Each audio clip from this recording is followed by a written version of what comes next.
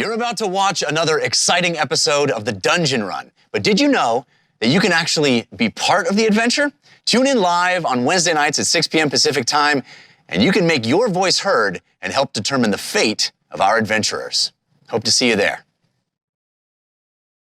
Hi, everybody. Hello! We're live. Welcome to the Dungeon Run. We're so happy to have you back for episode 5. You know, right out of the gate, welcome Jason Charles Miller. So happy to be here. We are so excited. Yes! We've been wanting to make this happen for a while. So now it's happening. Our amazing Surena Marie can't be with us this week. They send their love, and rest assured she'll be back with us very soon. If you are not caught up, we have a brand new show, 15-minute show called The Dungeon Rush. Allows you to catch up every week if you happen to miss our show live. So Available on our YouTube and podcast. Or if you have a friend that you'd like to get caught up so they can watch live with you, That works. now you have an easy way to do that. Nice to know. I think now is time for Two Kings there. Yes, definitely. As always, we are here partnering with Two Kings Entertainment, the wonderful people who are behind this lovely studio and space and lights and table that you all see in front of you. So thank you so much. TwoKingsFilms.com. And this week I got some stuff to plug for them because they've got a new show on their Dragons and Things network called Heroic Endeavors. It's a Pathfinder 2nd Edition show, partnering with Paizo. So Tuesday nights at 6 p.m., go to Paizo's Twitch channel, twitch.tv/officialpaizo, P-A-I-Z-O, to watch their new show. It's kind of episodic. It's got some amazing folks on there that some of them you'll recognize. And yeah, check it out, Tuesday nights. Also, we are sponsored by Die Hard Dice. Our amazing Die Hard Dice, dieharddice.com, purveyors of the prettiest dice in the land, dice boxes, dice bags that are stunning. Tonight, I am rolling, what are they called? I wrote it down, Morgan. Glacial Moonstone, which are very appropriate for a Silver Dragonborn. But check it out, dieharddice.com. If you use discount code Dungeon Run, no space, capital D, capital R, Dungeon Run, you'll get a lovely discount on us. Thanks again to Die Hard Dice. We love you. And that means I'm going to throw it to Jess. Flawless transition. Nailed it. Well, there's one person in our community who will not have to use a discount because they have won a $50 gift card to Die Hard Dice. And that person is, drumroll please, Mr. Fudd. Mr. Fudd! One of our patrons. Elmer? He prefers Mr. apparently. Yes. But he's a millionaire. He has a mansion and a yacht. He doesn't need the $50 gift certificate. Everybody loves gift certificates. That's They true. also Even win a poster signed by the cast as well. This is our special Patreon giveaway that we did after our 2 Die Hard Dice giveaways last week. But yes, congrats, Mr. Fudd. And if you want to join our Patreon, you get all kinds of exclusive bonus content, such as the VOD for the Dungeon Cooldown, which is our companion show that is every Monday, where we do a deep dive on what's happened in the last episode of the Dungeon Run. We also just talk about our character development or anything else that's Dungeons and Dragons related, and it's always super fun. This past Monday, Jared and I co-hosted, and we got amazing questions from our community. You guys blew it out of the park. We could have kept talking for another hour. That was an awesome cooldown. So if you're a Patreon member, you can go watch that now. We also have merch discounts that are exclusive to our Patreon members.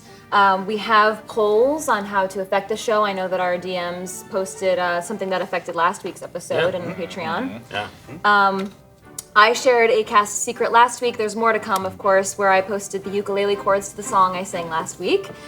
And whenever we level up, which... I can't cross my fingers. Fingers crossed. Will happen soon. Can't you cross your fingers? I don't know. It's like one of my only flaws. We're gonna have a dungeon cooldown about why Jessica can't cross her fingers. Did I not cross her fingers? Wow, I can do it. One of her only flaws. Yeah. So if you would like to join our Patreon, you can do that at patreon.com/thedungeonrun. And you can also throw exclamation point Patreon in the chat right now, and that'll link you directly to it. So we've heard about posters and merch discounts. Well, congratulations to all of me for actually having the time to do them this week. We have merch finally. I kept talking about it. I kept saying it. I finally got it done. I'm very proud of myself. Congratulations to all My of you. hat. This is why we have two GMs. Yeah, not just Ron one. put a lot of work into Guys, we it. have a guest. Can we behave ourselves? And we did a poll, and in the poll, there were several things that were chosen that people really wanted on the merch store. Indeed. So we now have those. We have a satin poster of the North Island of Toss. We have a canvas wrap of the North Island. And now we also have brand new tri-blend. This is the tri-blend that we use.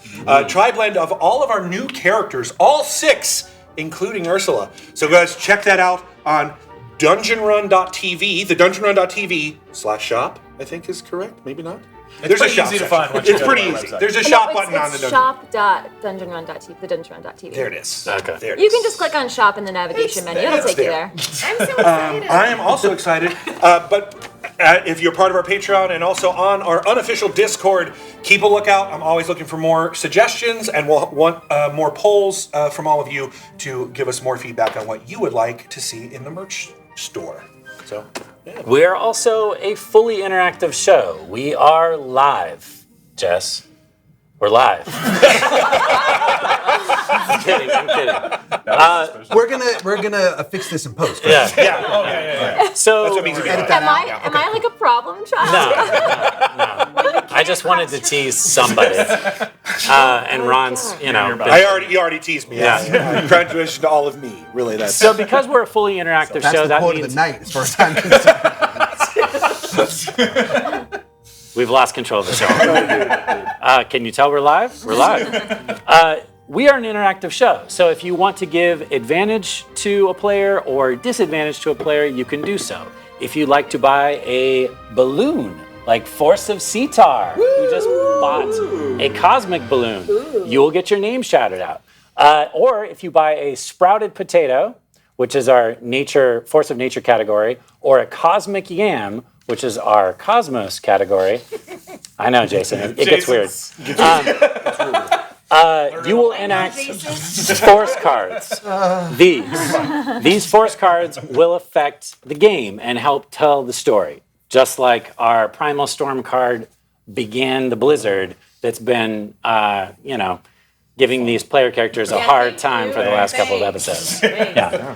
And those force cards can be helpful, they can be a hindrance, or they can be neutral and just be cool stuff that happens in the show. And those suggestions come from you.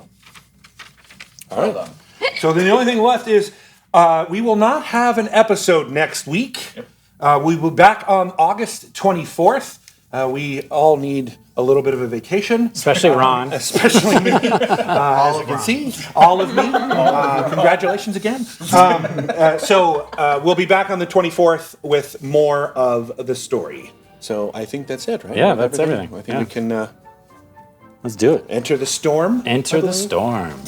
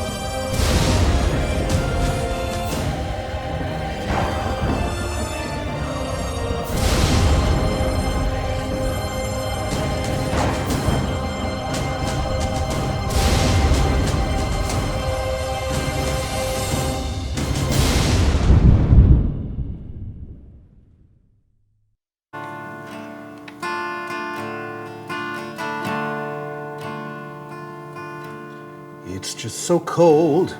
I'm really cold. Why did I choose to be here? Why was I so bold?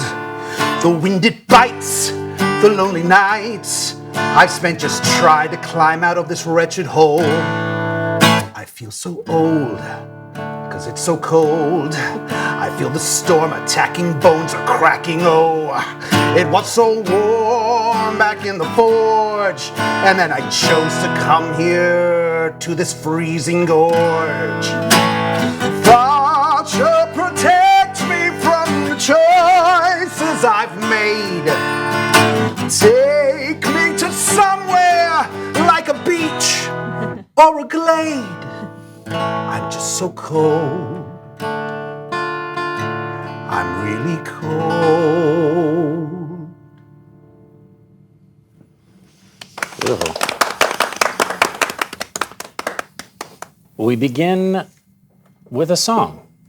This beautiful singing begins to reverberate. It was beautiful, Jason Charles Miller. Thank you.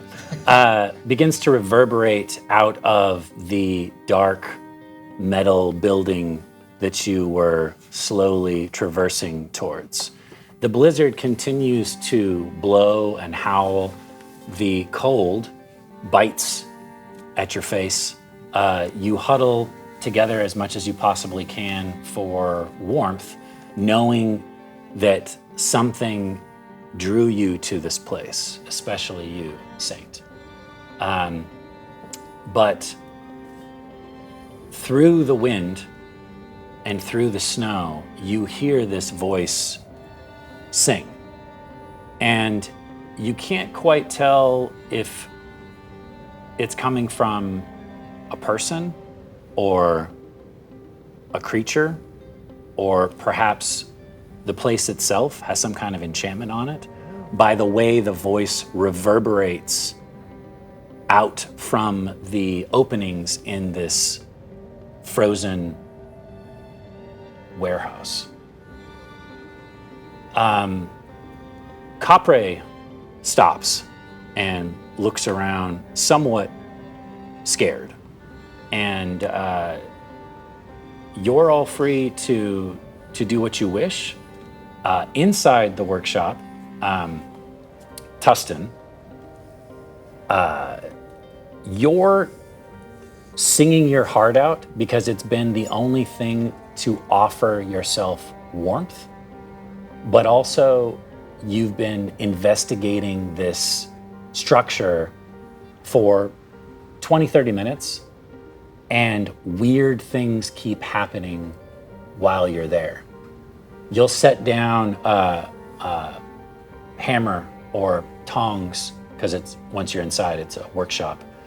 And you'll look around, and when you glance back, they've moved from where you placed them.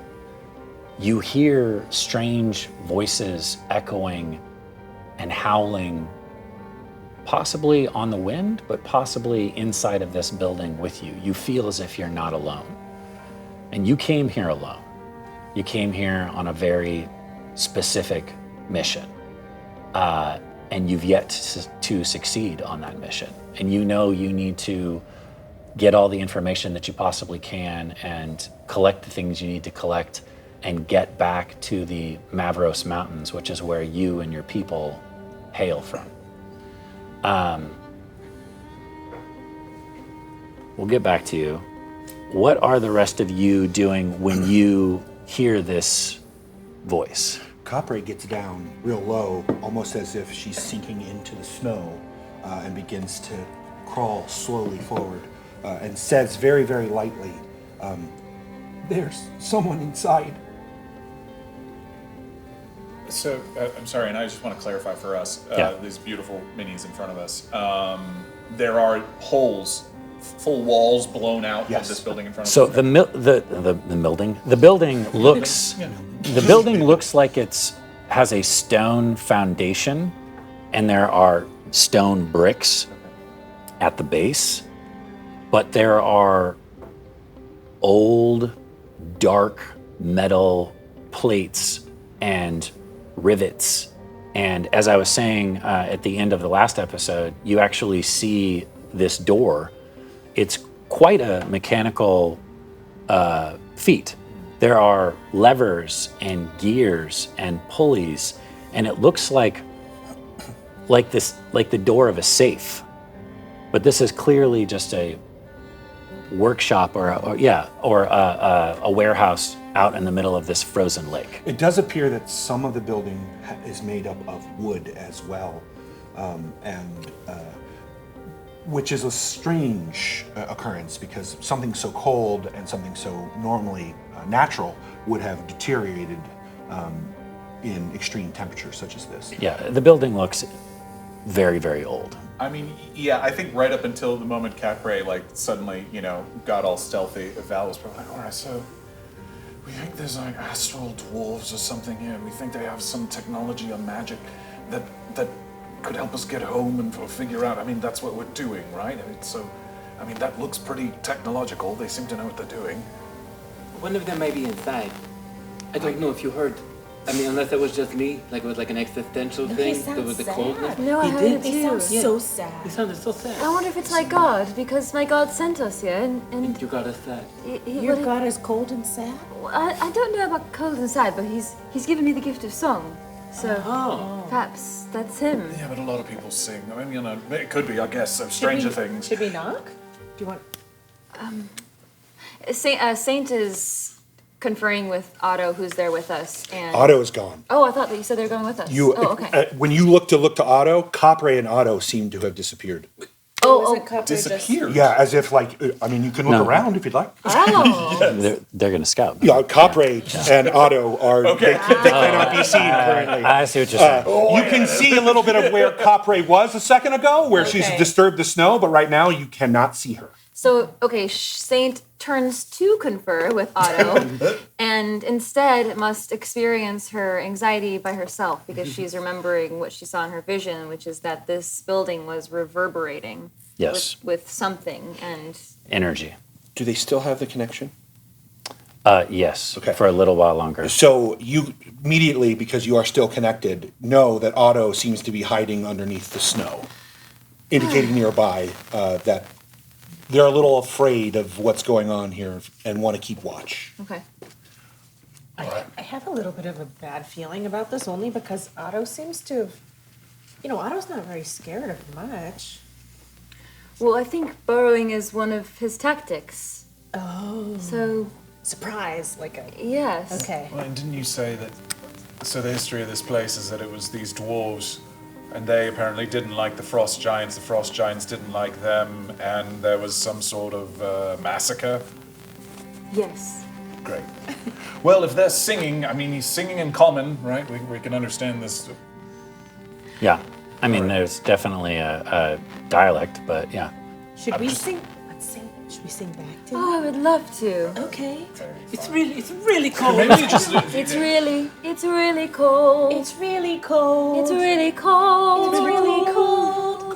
Might we come in to get warm with you? I'll knock on the door, trying, I guess, in rhythm to... Hello, hello, hello. Hello. Hello. Do I hear this? I'm going to have you roll in just a sec. Actually, go ahead and give a perception check. I'm going to let you use Otto's advantages and disadvantages. We swap them, yes, yeah. It probably sounds more like hello. Oh, you do have a Tustin on here. Awesome. So Cameron Belden gave you advantage on your perception roll. Thanks, Cameron. We also have a cosmic yam, a sprouted potato, and balloons. So I'm going to do those now. Before we get deep into this, what'd you get on I your... did get a 14. Great. Yes, you do hear them, even over the wind and what have you. And you definitely hear the kang, kang, kang, kang, kang as somebody knocks on the metal door to this workshop. So first is our sprouted potato from Idaho Judd.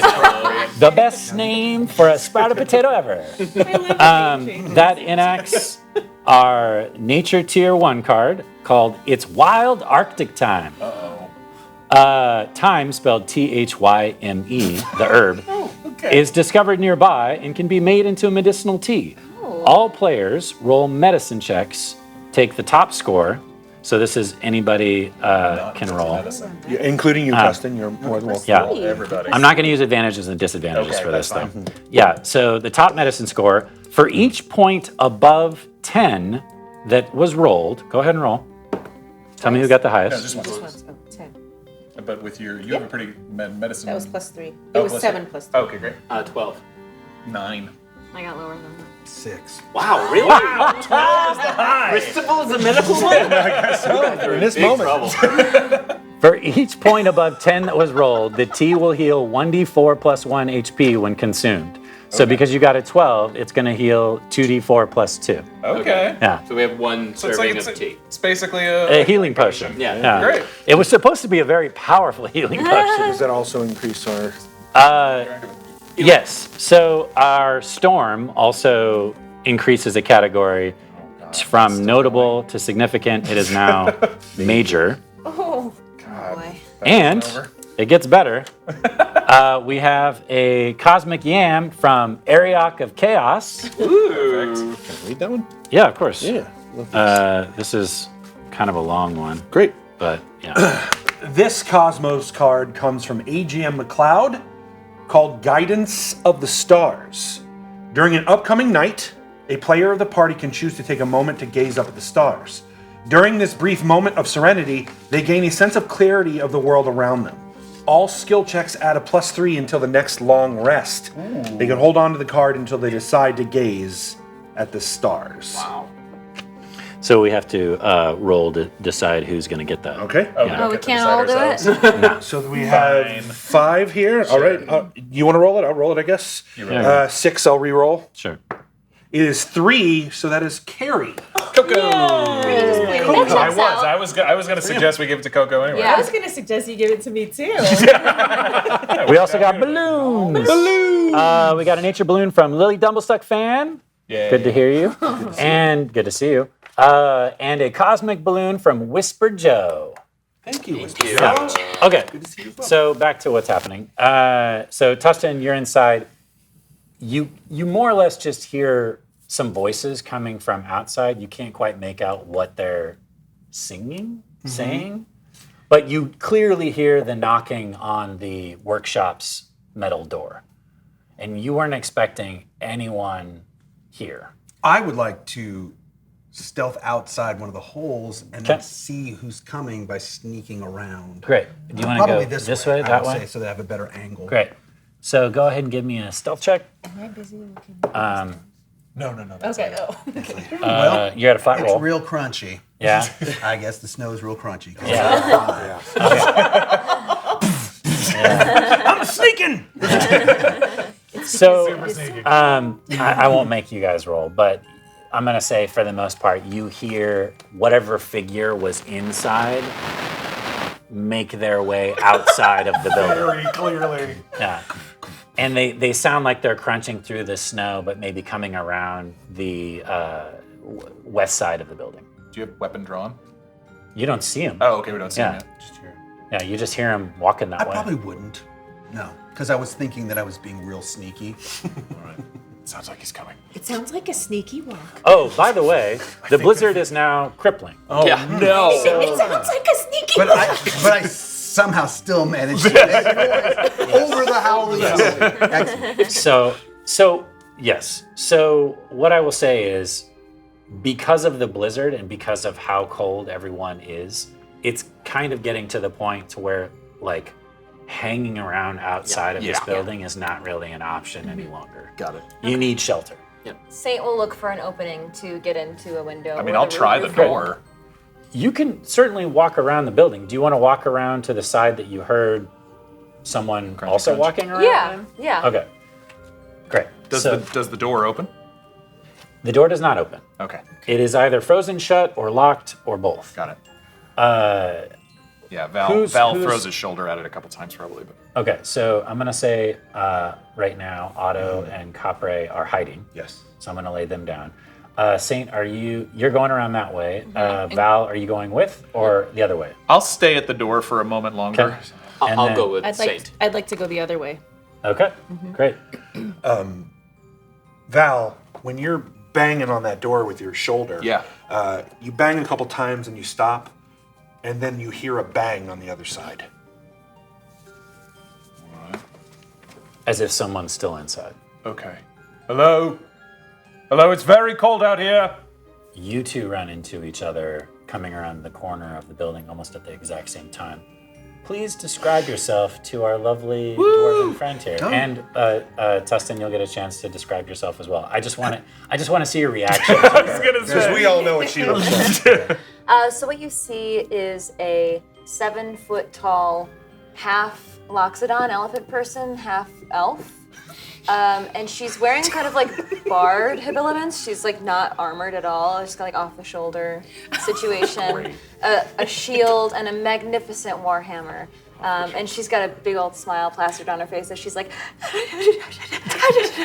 And have I ever seen a half Loxodon? You have seen probably Loxodon, or have heard of them, but you've never seen anything like Yeah, this. this is so outside the norm. Had big old tusks coming out and big elephant ears. And no trunks, just a normal yeah. elven nose.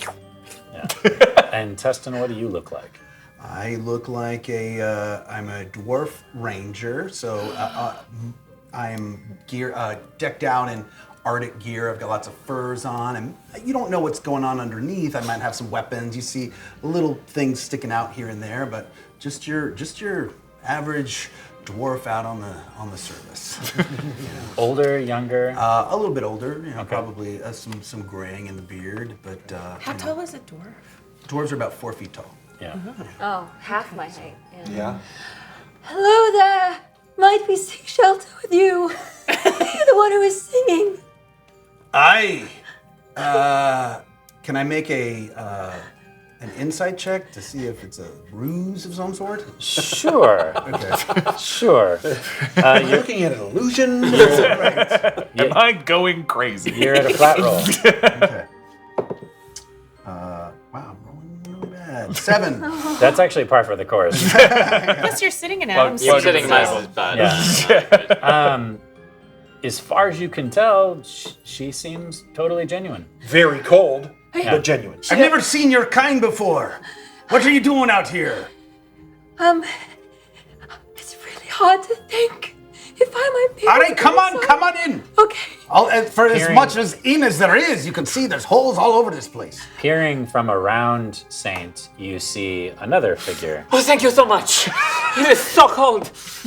He is impeccably dressed. Not for winter. Not for winter at all. Pantaloons, short cape, linen shirt, beautiful goatee and hair with a amazing ascot, just impeccably dressed. It is so nice to see. Yeah, human. Sorry, human. It is so nice to see someone else. Thank you so much for your charity. Don't think nothing of it. Just let's get inside. You got any more with you? KoKo, this way. I hear you. You all right? Wait, I think I hear you. Is that this? You are all screaming over the top of this blizzard. Okay. Hello? I'll start moving around. Great. In fact, everyone that is not wearing winter clothing or holding the warm patch or vow needs to make a Constitution saving throw. Wow, that You felt have winter really clothing. targeted. I got real lucky. I'm even wearing snowshoes. I got real Start lucky. ladies. You did go out of your way to say off the shoulder. Yes. I still have this. It's just A lovely summer. One free con check for the blizzard. Yep, there you go. absolutely. That's right. Cashing it in. You don't even have to roll it. Oh, I Nat don't? 20. Nope. You had 20 in your last what that means? contract. Yeah, your warmth is Oh. extended. But it's gone now. Nicely It's gone done. So just me Yeah. then? Just you. No. I'm already at one level of exhaustion. Yes. Oh, What'd you sweet get? baby. Whoa! That's our storm. I got a 10. That's exactly what you needed. Yeah, My God. it's not a hard save, but you do need to make it every single hour that you are in the cold. Okay. Unless you have winter clothing, or you're a silver dragonborn, or you have the magical mystical heat pack. Okay, so I'm assuming everyone's going to pile inside of the workshop at this point. Yes. Yeah. Great. Yes. I'll call it out for Copray and Otto, obviously, too, making sure they follow us. Yeah, they certainly come into Okay, the good, good, workshop. Great. So, unfortunately, the rooftop of this building has been busted in. Great. And by busted in, I mean you can see the remnants of the boulders that were thrown that crushed in parts of the ceiling. Because it is a stone, wood, and metal reinforced building. It was fortified. So It wasn't like the ceiling fell in from too many years of no, wear and this tear. is very intentional. Got it. This was obviously targeted at one point for this much damage to be done to a structure that is this fortified. Once you get inside the workshop, it is better than it was outside. You It's have still, a fire going. yeah, it is still. He does have a fire going, which is great. He's a ranger, so that's great. So you all huddle over by the fire, and the fire that he's made is actually in a small forge that's inside of this workshop. Handy. And when you get inside, you notice, sure enough, there's a big wooden bench with a bunch of different tools on it. There's a small stool with a couple what look like metal tomes, as in books made out of metal. Not paper, metal. You see boxes and crates and barrels and scrap iron and some stone piled up and little bits of coal that look like they, are remnants from you don't know how many years and years and years it could have possibly been here that have disintegrated or broken apart. You're in fact impressed that any of these things survived the elements the way these things have. You, being a dwarf, are not. You know that your ancestors, your deep, long ago ancestors settled here or had a fortification here. And you're not surprised that dwarven craftsmanship could last this long, even exposed to the elements. The wood is very dark. Yeah. Cherry on the darker side of brown. And it seems that even the outside, the wood seems to have started to deteriorate a little bit. But in here, the workbench, a lot of these things appear still very well constructed. Val definitely has his hand on his sword, but basically, definitely rushing in, helping everybody get inside, but also kind of, are you alone? Well, I thought I was. But that's... once you get warm, I'll tell you a little bit more. Are you in need of help? Not as much as you are. But I could use the help. Saint, stand next to the fire. Okay. What is your name? My name is Tustin. Tustin Trollbreaker. I Hi. Quite a name. Hi, Tustin. I'm KoKo. Are you from here? I am, or are you not? No. I mean, she is, and I'll point to Capre, the sheep woman. You see, we have Rumhidi, right. some new races in our game. So there's animal people. Right. Right. About that. Yeah. So the Rumhidi is not unusual to you. Okay. But what is very unusual to you is the human and the dragonborn, Right. as if you have never laid eyes on these types ever before. There's also an owlin as Yes. well that's hiding. Who seems to be keeping to themselves. Yeah. The sheep woman that he refers to has blood on, sort of dripping out of a wound, an old wound in her face, and one horn seems to be part of that one full wound. Are you all right? Yes? Are you? I mean, it's a bit nippy, but what manner of creatures are these? Oh, I'm not sure myself. I don't think he's seen your kind either before. The two of us ended up here. We don't know each other, really, to clarify. But we ended up here from the South Island. The South Island? Transported here from... By magical means. Yeah, we don't really know why, which is why we're here, to be honest. Can I ask, as a ranger, do I know that he's a ranger? It wouldn't take much for you to figure it out. Okay. I mean, he definitely has all of the gear. Do you know I'm a ranger? Is there a special ranger code? She's a wood elf, clearly wood elf. And It's like when you drive by another person who drives a Jeep and you do Yeah. kind of the... The thing is, I don't know, because it kind of depends on how much Tustin has traveled. Yeah. Has Tustin really just stuck to the mountains and the Arctic, or has he gone south of there? He's mainly worked for the people that he's worked for. So Right. wherever they may send him. It's possible he's seen elves. Yeah, okay. I mean, sure, yeah, you would get a little sense that She's definitely not wearing winter clothing, which is odd. It's very odd. We just got sort of dumped here. Yes, we were here. We came here by magical means. What are you doing here in the middle of nowhere? Well, I'm on somewhat of a mission, but you know, I'm from this island. Anybody from the South Island? I don't think we've had any connection for hundreds of years. That's correct. That's right. Yeah, it's very strange. We can't really tell you much more than that. I mean, that's about all we know. What's the mission that you're on? Well, I'll Do you live here? get by the. I do not live here. Definitely not. But I'm just here on a job, you might say. Fine. Oh, a job.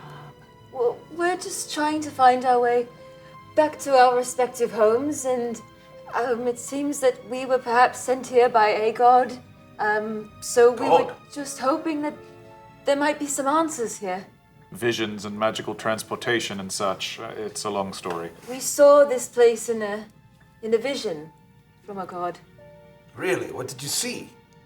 Well, I saw this very building reverberating with some kind of energy, and I saw the decimation of this place. I'm gonna do another insight check. Sure. See if I believe. Okay.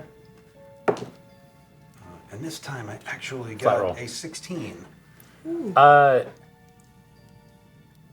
You get the feeling from Saint, is her name, that she really doesn't have a disingenuous bone in her body. There might be a moment where she deludes herself, but everything that she's saying to you up until this point, she believes. And as far as you know, and what you've been told by your individuals, is that seems to line up a little bit with what is supposed to have happened here. Have you been able to find any? I mean, you seem very well equipped to survive the cold. How long is this place? Is there warmer clothes or something that we can put on our friends? Well, you could borrow some of mine. I've got the stockpile over here. Oh, I mean, this has only been like 15 seconds, really, in game time. So, right. you know, I was going to tell you about it in a second. Oh, no, I Make sure appreciate you were on it. the up and up. But right over here, I've got So- some piles of furs. So the Start piles passing them the out. piles of furs that he has. Hold on, don't get too excited. Cristobal is not. The piles of furs that he has are actually the remnants of things that were left here long ago. they're pretty. Okay. So they're Dusty. pretty old and beaten up and ripped apart, but it's certainly better than the fine clothing or breastplate or Better than nothing. Off thin the shoulder shimmies. that you've been wearing thus far. Fancy. However, I will say this. Who's going over to grab the furs? Great. Hello. You two run over and you start grabbing at these furs, and as you're pulling the furs apart, a skeletal arm flops out between some of the furs. And by the way, it's bear fur. It's thick. Are they garments or are they straight up fur? Fur. So they were never clothes No at one point in sleeves. time. I mean, no. They're pelts, basically. Yes. They're raw pelts. Okay. But it wouldn't take much to kind of, you know, Sure. Turn them into something. Do they look like they're in terrible shape? Like, as in, are they going to fall apart? without some work, yes. Okay, then the first thing I'm going to do as I get over there is I'm going to and then I'm going to start casting mend on every fur I can slowly pull out of the pile, but not touching the bone. Just a little, Saint will assist, and Thank you very she much. will do the touching for you. And Excellent. So she's going to be doing that, and I'm just going to be over here doing this and trying not to look at the bones as I'm doing this to try and make the Is that a furs- whole body or is that just an arm? I don't know. Saint picks it up gingerly by one finger. You pick up the bony hand or arm, and it doesn't like fall out of the furs or anything. It's obviously connected to more. It's a bear skeleton? No. It's a bear human. fur. It's a dwarf skeleton with a bunch of ratty old furs piled on top of it. Tustin? Was this a friend of yours? Tustin didn't know that the body was there. Didn't or did? Did not. Did not. Ah, Tustin, is this... Did you know this was here? I think not. It looks rather old. I'm just going to lay it back down now. Should we bury it? Maybe later. I mean, the ground is really hard, but we could probably cover it with snow. We probably Cristobal. should. Let me examine it and see if there's any kind of discerning identification. Like a wallet. Sure.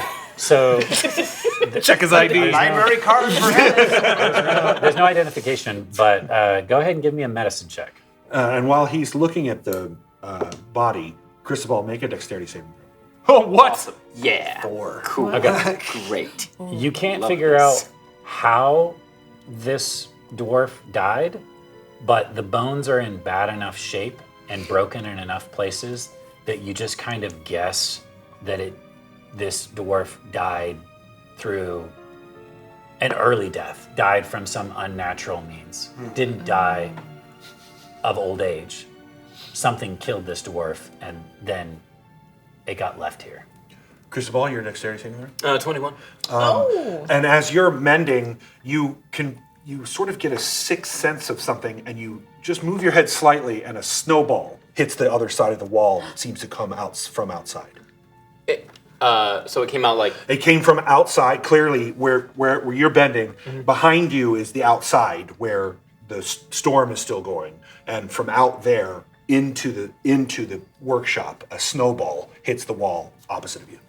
and everyone I know is in the workshop. Everyone, you literally can Right. see. Yeah, that. exactly. Yeah. So I'm gonna hit the ground and say, "Someone threw something at me!" Get down, get down. Saint raises her shield. From where? And I point towards the hole that the snowball came through. Out is just storm that is now. Tustin, tell the truth. Are you here alone? I am here alone. Why would someone who was on my side throw something in here? I don't know. Maybe you were going to do something. Maybe it was going to distract us, and I don't want to jump to conclusions. Yeah, can I do an insight check on Mr. Sure, Trollbreaker? absolutely, absolutely. I'm not great at it. Val, Thanks. Part of the plan. Coria, you have advantage from Goofus McDorkle. Thanks, Goofus. 16. As far as you can tell, he is telling the truth. He is just as shocked as you are. All right, stay here. Everybody stay here. I'll try and sneak up to like one of the holes, and look out towards the direction of where it came from. There's a whole lot of blizzard, and it's getting worse. I will tell you this. On my way up here, I did know that there's a party of gnolls Yeah. nearby somewhere. We tried to, for the most part, I've escaped their tracking, but as you could see from my sneaking earlier, I'm not always that good. So perhaps they've tracked me here, I don't know. Perhaps they tracked you here. Were they riding creatures that looked like demonic hyenas? Were they? In the war band that you know of with these gnolls is that they have Lacrota, which are hyena-like demonic creatures in their war pack. Aye! Yeah, we Those- took care of some of them earlier. But those do not seem the type to subtly start a confrontation. I They don't think seem we want much to have a snowball fight. Yes. Very true. Perhaps it was Otto. Otto likes to throw snowballs. That's true. Otto seems to be shivering in the But corner. I tell you this, in the Great White North, when your food supply gets low, you might just Get a snowball. get a whiff of some adventurers and think that they start looking like cooked chickens or something. So, I mean, even though the warband might not attack, if they're hungry enough, they'll attack anything. When he says that, the forge rattles a little bit. There's that ghost again. I'm sorry, did you say ghost? Well, I mean, I was going to wait a little bit longer, but, Why would you wait? I mean, I was just trying to get you out of the cold. No, I know, and I appreciate that very much. What kind of ghost? Since I've been here, just things have been moving around a bit. I put something down, and I thought maybe it was just my mind, but Like what? you heard all that. Then you heard the rattling. It wasn't just me. No, it wasn't just you. I felt it. I've been alone a bit too long on this mission, I must say, but I might put some tools down, and then later they're somewhere else. Saint, you said in your dream this whole place was vibrating, right? Yes. Like magically? It's hard to tell. I don't know. I don't know the energy of what it was. I'm gonna start rooting around, like looking for, is there some sort of, I mean, not a power system, right? But like some sort of anything like, is there like pipes or wires or anything that's running through the walls of this place? Well, you do notice that there's quite a bit of machinery over by the door. Right. There's, levers and gears and what have you. This obviously was meant to be fortifiable. Sure. You also see some levers as well and metal bars that run lengthwise along the shuttered windows. And in fact, you are staring at those and you think, unless they're completely frozen over, which they might be, if you push that with enough force, it would cause all of the shutters on all of the windows to slam shut at the same time. Okay. You also notice that there's quite a bit of debris in this workshop, but there's lots of places in this workshop that have been untouched for centuries. I would like to cast Detect Magic. Great.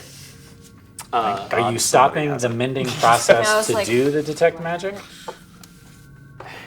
Yes, ghost trumps fashion every time. Ghost trumps fashion every time. You heard it here Well, first. what if it's ghost fashion? Ghost fashion is a whole nother. That's another game. That's a whole other game session. So we are have to you start. ritually casting Yes, detect I'm magic? ritually okay, casting so 10 detect- minutes from yes. now. Okay. If you give me a few moments, I can discover what might be causing these anomalies. And he pulls a small dagger and his mirror out from his pack and starts to carefully groom his facial hair and. Is that part of what? Is that the ritual? Is your beard your arcane focus? You see his ring on his hand starting to glow, and he's like tunes all of, like he is not responding. He is just very slowly making sure I think his he's in the shave middle is of it now, whatever he's absolutely doing. perfect. Just- Okay, well, that's different.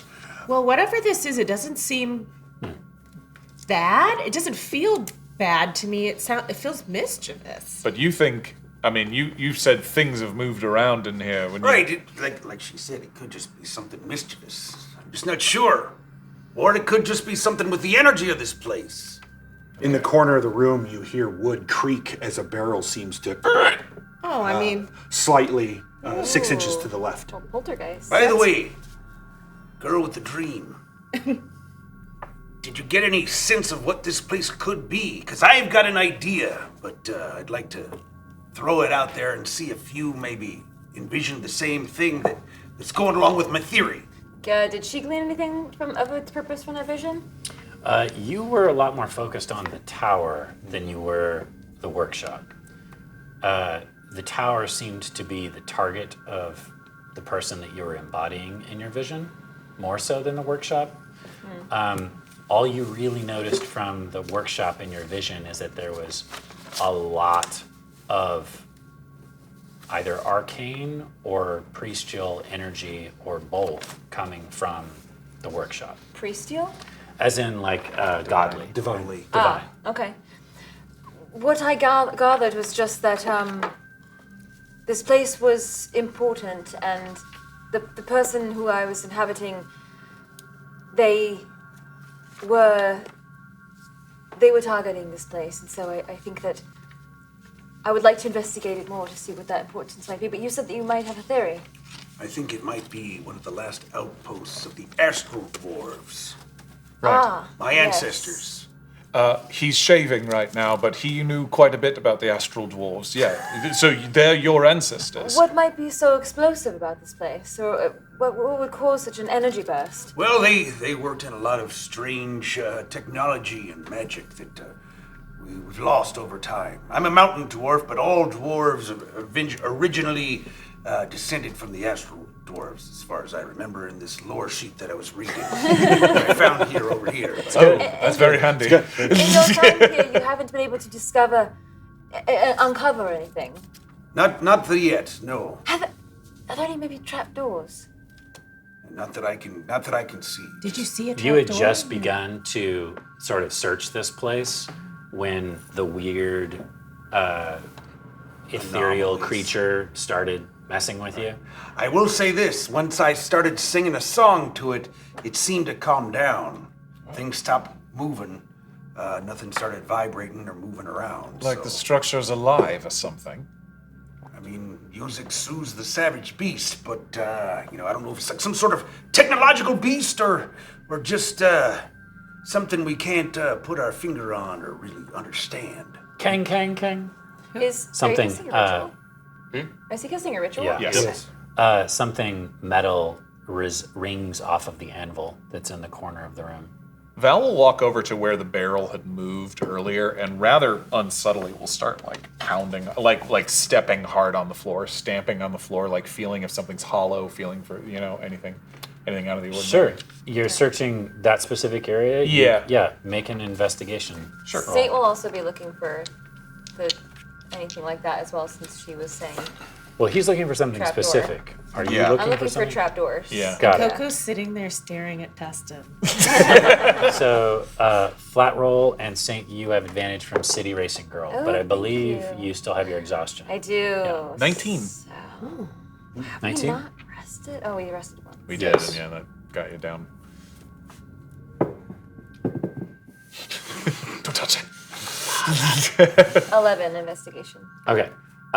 Both of you search the floor, and there's no trapdoor. There's no hidden compartment in the floor itself. It's all dwarven built, solidly built stone. Your detect magic finally finishes, and you are He looks almost amazing. blinded by how much magic resonates from the building itself, Yeah. the workshop, the forge, the dead dwarf on the ground, almost everything except for the debris and the wood barrels and the furs themselves radiate with some kind of magic, some more than others. One thing in particular, inside the workbench, buried inside it, possibly in a secret compartment, you can't quite tell, but there's so much magic resonating from the center of that workbench that it is hard to even look at. I'm going to move towards the workbench Okay. and start searching for some sort. Like, there's not a drawer. Right? So if there's a drawer, I'll open the drawer. start There looking are at drawers, Sure, but so- the energy that you're getting is from inside of the workbench itself, not the drawers that are off to the side. Oh, I understand. So it's like the center of the workbench. Yeah. Okay, so I'm searching for a way to either open the top of the workbench or Yeah. find access. So to as soon as you lean over to look underneath the workbench, one of the drawers pops open and hits you right in the face.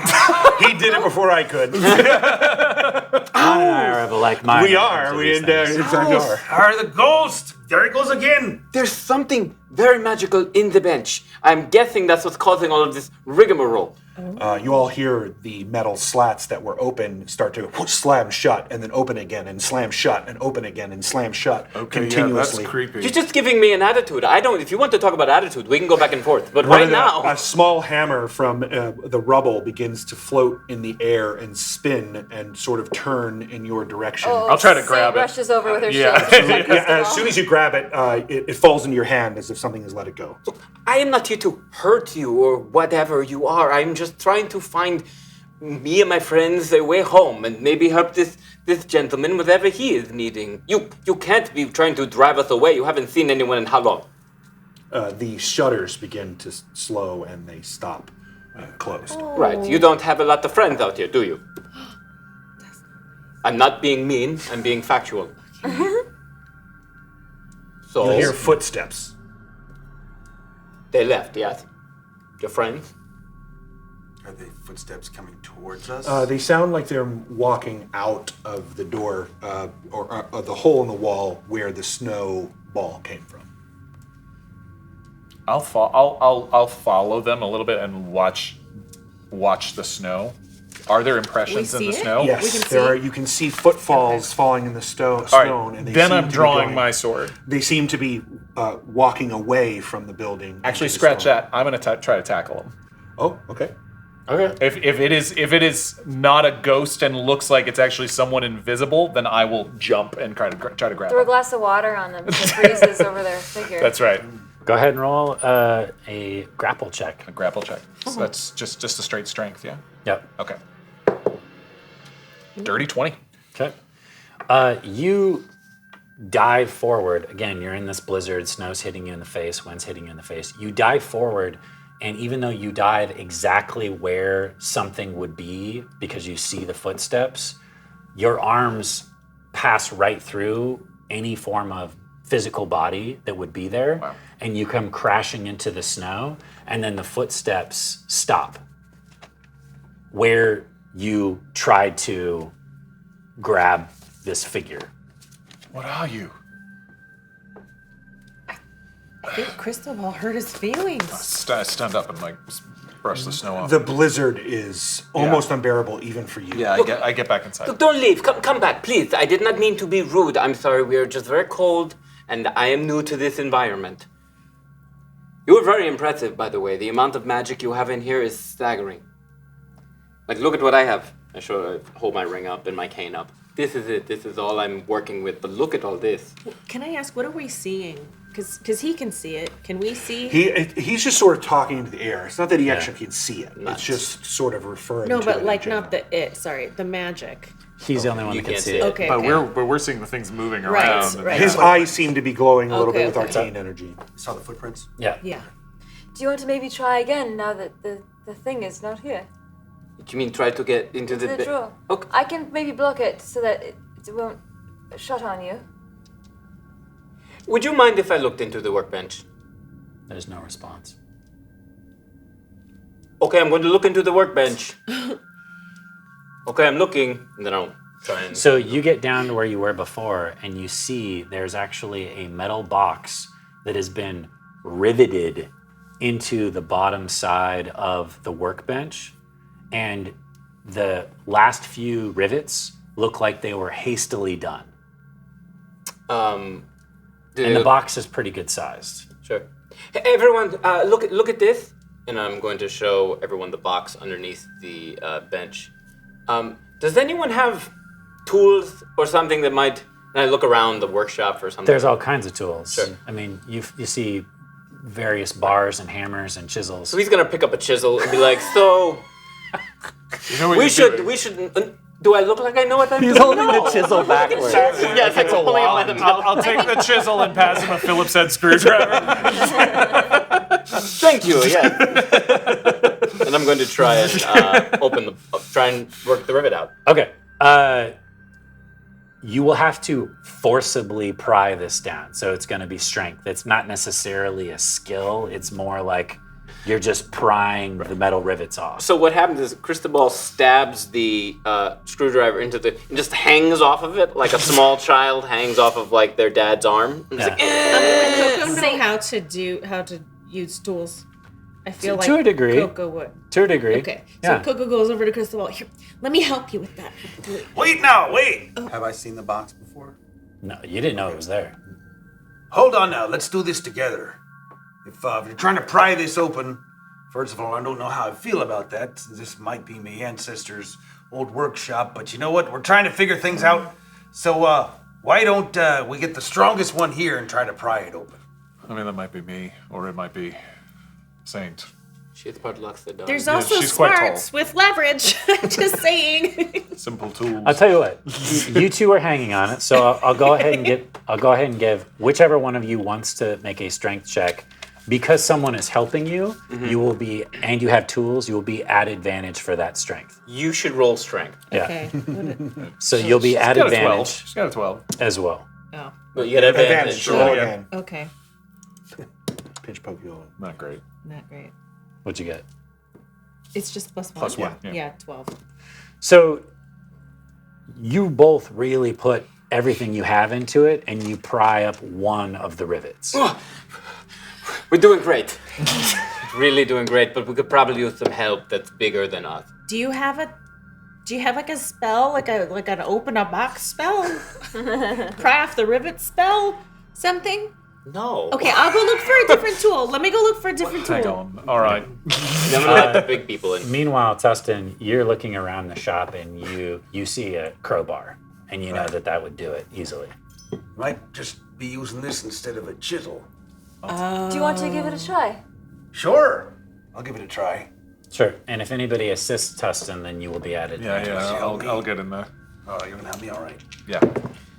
I get a 20. Great. Nice. Not So natural. you pry off enough of the rivets to where you can get underneath one of the actual metal strips, and you pry that off, and the metal box hangs down just enough to where you can peer inside. The first thing you see is a pretty big hunk of black rock. That you identify immediately. Yeah. The next thing you see is a metal gauntlet with runes all over it that has 6 fingers. Both of these a things lot to unpack are here. very, very valuable. Wait, a gauntlet is a... It's like a glove. Little glove. Oh, it's a glove. But it's got 6 fingers, not 5. If I made a history check, would I know anything about You that? would be at such negatives, but yeah, go ahead. No, go ahead. Any help? Any help? I prefer you to roll. You're at a flat roll, but I prefer you to roll than to just tell you no. Okay. So go ahead. Well, I do get an 18. Okay, so what I can tell you is this. Just like you were saying earlier, the Astral Dwarves had technology and magic that far surpassed anything that's even out right now, especially on the North Island currently. Some of that technology has been rediscovered or leaked or stolen, and you're thinking that this is one of those pieces of technology, runic technology, that no one ever discovered. And it makes sense. It's on a frozen lake. It's way out in the middle of this Arctic wasteland. It's a ruin. It's cursed. It's obviously haunted. It makes sense that no one has found this up until this point, but you were not expecting anything to this degree of importance. Holy, these is exactly what I'm looking for. Really? Both of these things. This was your mission? I reach in and grab them. Sure. Careful.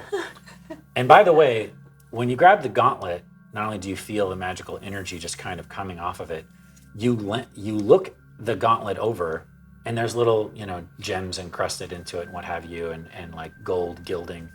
But you flip the gauntlet over to look down inside, like you would expect a metal plated gauntlet to be, and it's solid. There is no place to put your hand inside of the gauntlet. It's just a hand. It's a metal hand, but it's articulated like a gauntlet. Right. It's clear that the fingers could, if you move them, they would move just like fingers would. Do you know what that thing is? It's something ancient and beautiful. And to your eyes, that is what's been glowing in the workshop. Yeah, I hold it up. I'm not trying to hide it from you. Yeah, the black rock that he's also holding isn't resonating the magic. It's the gauntlet. Can I roll Arcana on the? I'd like to see what I can discern from these items. Sure. Specifically the gauntlet. Okay. Are you studying it for a long period of time, or is this just a what do I already know kind of roll? What do I already know? Like Correct. it's in his hand, Correct. and he's about to be like, Love "Got it. it, thanks." Love it. I'm like, well, So, Cristobal, you are at a advantage from Liquid, spelled L-I-C-K-W-I-D. Liquid? Liquid? Sure. Thank you, Liquid. Now, did you say the black rock is not magic, or it's just not emanating as much magic? It is not emanating. It's not emanating any magic. Okay. Yeah. 23. Whoa! First, the schools are enchantment and transmutation. Both coming off the Yes. gauntlet? Enchantment and transmutation. Interesting. Copy. Pretty much what I told Tustin, you also know. Mm-hmm. But the second part of that you would know is that the Wizards of Mechas know of the Astral Dwarf technology, and they've been ripping it off for years. And that's why the technology in Mechas far surpasses anything else that you know of anyways on the South Island. And the six-figured hand is not new to you. No, it is not. Oh. It's like we just found the hand to the T-800. Who sent you to look for these things? Well, the people I work for. And who are they? My clan.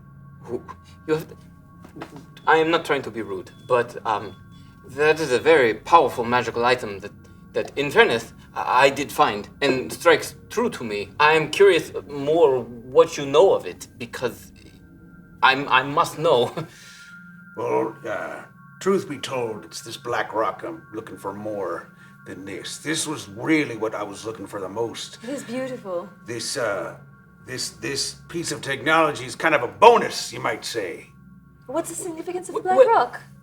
It's a type of mineral that we can use to make many things. It's called obsidian. Ah.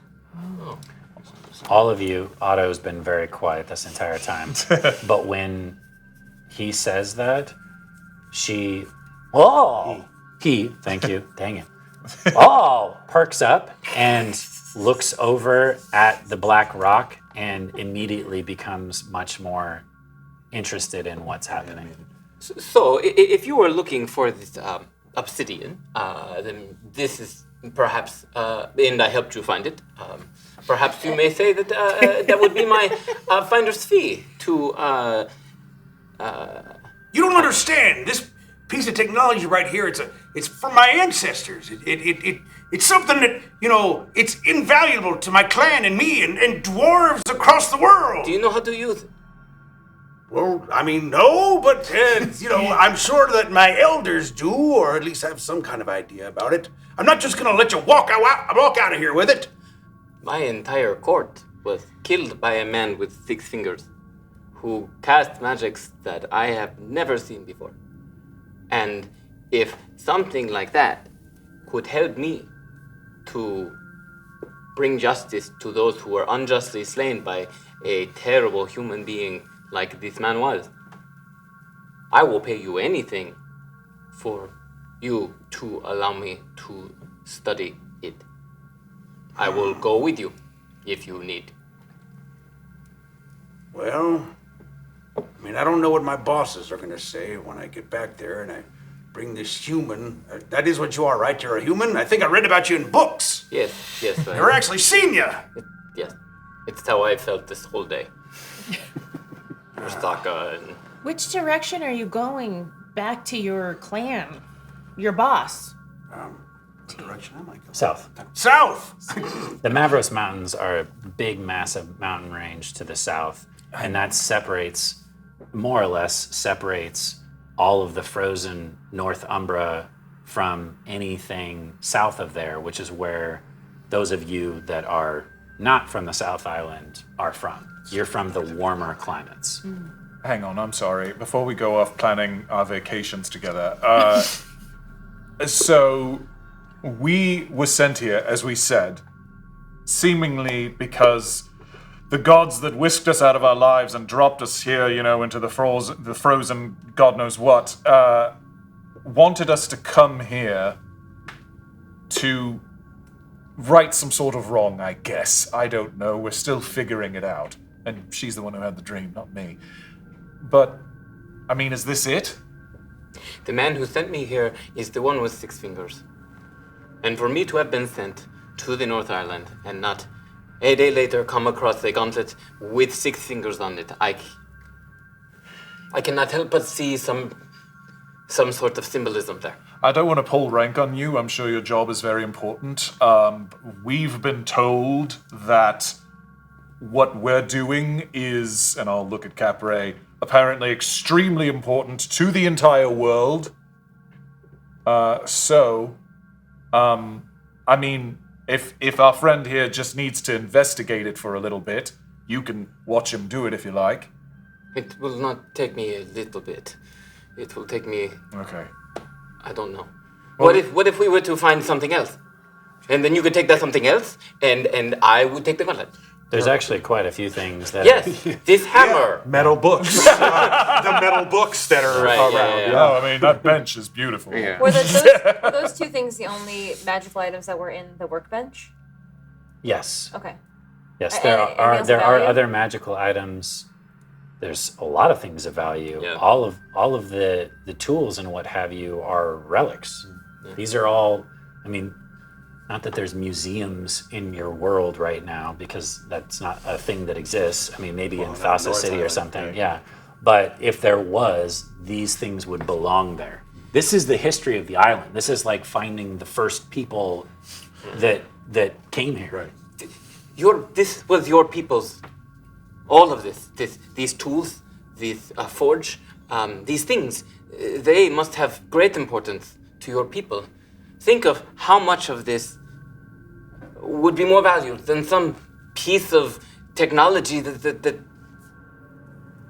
Look, let's just start searching the place then. All Yes, right? Let's see yes. what else we can find. Yes, and I am looking. Maybe we can come to a deal. Yes. This is Cristobal, just to remind you, your knowledge of the Astral Dwarves from last episode is that the Astral Dwarves are not just progenitors of the dwarves. They're progenitors of everybody. Right. Except for the Animus. Except for the end. Here's a weird question, because since this gauntlet has been pulled out and everything like that, has there been a change in the feel or the frequency of the haunting? Since you have gone and tackled the thing outside, or tried to tackle it outside, there has been none since then. Saint, I mean, I don't want this to sound weird, it probably will. You're a holy person. Do you want to try to talk to the ghost? Oh, I can certainly try. I mean, It likes music. true. Ah, yes. Right. I He seem said to- it, yeah. I would attest to that, yes. By the way, we have some balloons. Just throwing that out there. We have 3 cosmic balloons from Bane Dead. Yay! And a cosmic balloon from Liquid. Liquid 27. Thank you. May I borrow your guitar? Sure. Oh. So while Saint is let's do it. preparing all of this stuff, I'll give Jessica a moment. Okay. The rest of you are searching, yes? Yeah, I am pointing them at various Great. things that I think are magical. Great. and- Everyone that is searching can make a investigation check. KoKo, you are at a straight roll. Saint, you're doing your thing, so I'll skip you. Valcorio, you are at a straight roll. And Cristobal, you have advantage from Force of Cetar. Well, thanks, Force of Cetar. Nat 20. That 20 for Yes. KoKo. That is a 23. No, 22. And a 19. Great. Crushed it. That is So- magic. That is magic. Crushed That it. is magic. KoKo, I like that. I like this. you find in the bones of the dead dwarf. Of course I went in there. Went right back to it. You would, wouldn't I you? would. I totally would. You know it. You nailed her. You find a small, you almost missed it, a small little silver needle shoved into the remnants of the boot on the left leg of the dwarven skeleton. Okay. And it was skewered into the base of the boot. Ouch. Almost not like into where the foot Okay. would be, but like in the heel, you think intentionally to hide it. Okay. So that's what you find. You got the next best roll, right? Yeah, I got the 22. You go straight to the books. Yeah. There are what at first you thought was 2 tomes. There's actually just one big tome. Has 3 metal rings that hold together these finely pound metal pages. I don't know if you've ever seen a book before made out of metal that has like If you've metal ever seen a pages. book before. This thing's called books. But the metal is pounded to such a fine sheet that it's almost sharp enough to cut your finger on if you were to like run your finger along the edge, but it's tin. Most of the pages are tin. And then etched onto each of the pages is all of the details surrounding that gauntlet. So why it was built, when it was built, what it's supposed to do, how it's supposed to be used, if 2 gauntlets are used versus just 1 gauntlet is used, the whole history. It's essentially the history and the recipe behind why this gauntlet even exists. It's like if you went and bought a blender. Right. And you would have a little manual that comes with all the recipes that you could make. Yeah, it's like, I found the ninja blender. Yeah. Excellent. But it's all written by a dwarf, so there's like swearing in the margin. Little notes. Is it written in Dwarvish? It's written in Common and Dwarvish. Great. Rosetta Stone, Ninja Blender manual. Of course, you'd go for the books. Sure. Yes, and then last but not least, Val, you are searching around, and over inside of the forge itself, he points over there, and he points to one of the pairs of tongs. Cool. And it looks like those tongs have been magically enchanted to withstand extreme temperatures. Nice. And they're in the best shape out of all of the tools.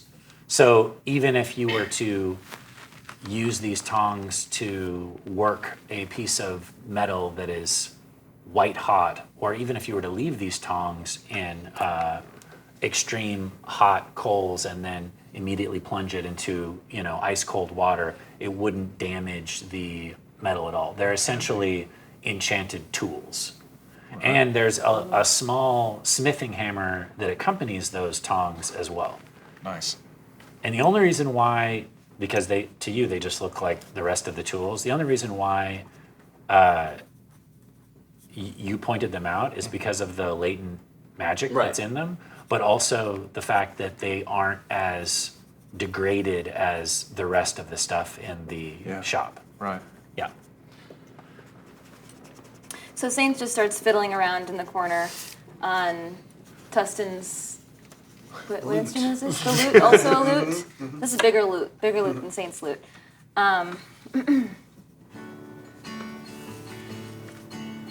Wee little ghost, we didn't mean to scare you. Wee little ghost, come back home. We just want to get to know who you are. We are so very, very far from where we are meant to be. So please come talk to me. We didn't mean to scare you in the least. So as Tustin said, music soothes the savage beast. Good. Did you just write that? Yeah, in my head. What? Thank you for letting me borrow that. What? We're the untalented side of the table. Hey, speak for yourself. Song domain, baby. Song domain. Pass KoKo the guitar. It took me like 20 minutes to write the I'm Cold song. That was impressive. What? So, there isn't necessarily a role that I would have you do for this, but I will say that because of who your character is and because of your connection to your god and the spirituality of this area, you feel a calmness come over you, and all of you notice Saint's eyes, for the briefest of moments, change color to a dark russet brown, and they grow in size a little bit, and then she blinks, and then the eyes return to normal. Do they look bird-like? No. Oh. They in fact look very old and very tired. Oh. Did Saint feel anything when this happened? You felt the calmness. Oh, sorry. Come over Other you. than the calmness. Yeah. Like I didn't feel any sort of sense of like possession. No, but on the wind, all of you hear, go. Oh, it's got shivers. Does it sound menacing or Cool. what's the? Borderline? Yeah. Right, well, I think we found everything we were looking for. Why don't we back up and get on out? We cannot go out into that. And when as you point into the blizzard, you can see sort of just in a few distant. Again, it's very, very extreme outside. The blizzard is just blowing, but you can see again in the section that you pointed where the snowball came in. There seems to be a figure standing in the blizzard, and as you point and look at it, it just dissipates and disappears as the blizzard blows. Spoopy. The body that she was not playing with, delicately moving out of the way as I was mending. Dwarven body? Yes. Did that look like a dwarven figure? Yes. Did you hear anything besides the goat when you sang? Did they talk to you? I'm wondering if maybe we are in someone's home. Oh, and I'm going to gesture definitely, to the dwarf on the ground. Well, is it not a workshop, or do you mean like home now? Home now. Ah, yes. Well, I mean, sometimes dwarves spend more time in their workshop than at their home, so... All right, well, it wants us to leave. You'd said there's not just the workshop, yes? There are other things to this city, settlement, whatever it is? yes. Well, what I saw in my vision was a tower. Okay. And I saw. About that tower already. No. You know that there's several ruins out here. This area is called Brudavik. It's an old dwarven fort. And you know that there are other structures out here. This is just the first one you came upon in the blizzard. And this is the one that the rumor told you was most likely the target for what you were looking for.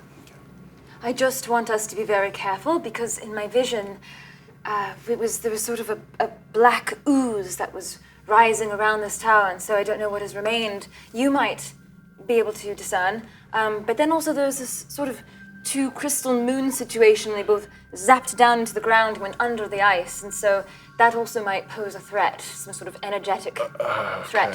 So this is the first time I'm hearing about the crystal moons Yes, and the black ooze. yes. Can I roll Arcana and Sure. or history on this? Do you want to roll history or arcana? Arcana. Okay. Wizard. I'm a wizard. I have a question too. The black ooze that she's speaking of. Yeah. Is that the same black ooze that would be from the Locrota? Oh. No, but I love that. Mm. Yeah. Do you want nice to idea. change No. your answer to yes? It's just saying. No, because Ron and I know what it is. Yeah, right. So I would be lying if I said yes. Yes, right. And then I would look at him and go, no. Yeah. Fine, no. Great Okay, question. improvisers. Yeah, I mean, Just kidding. Your straight roll.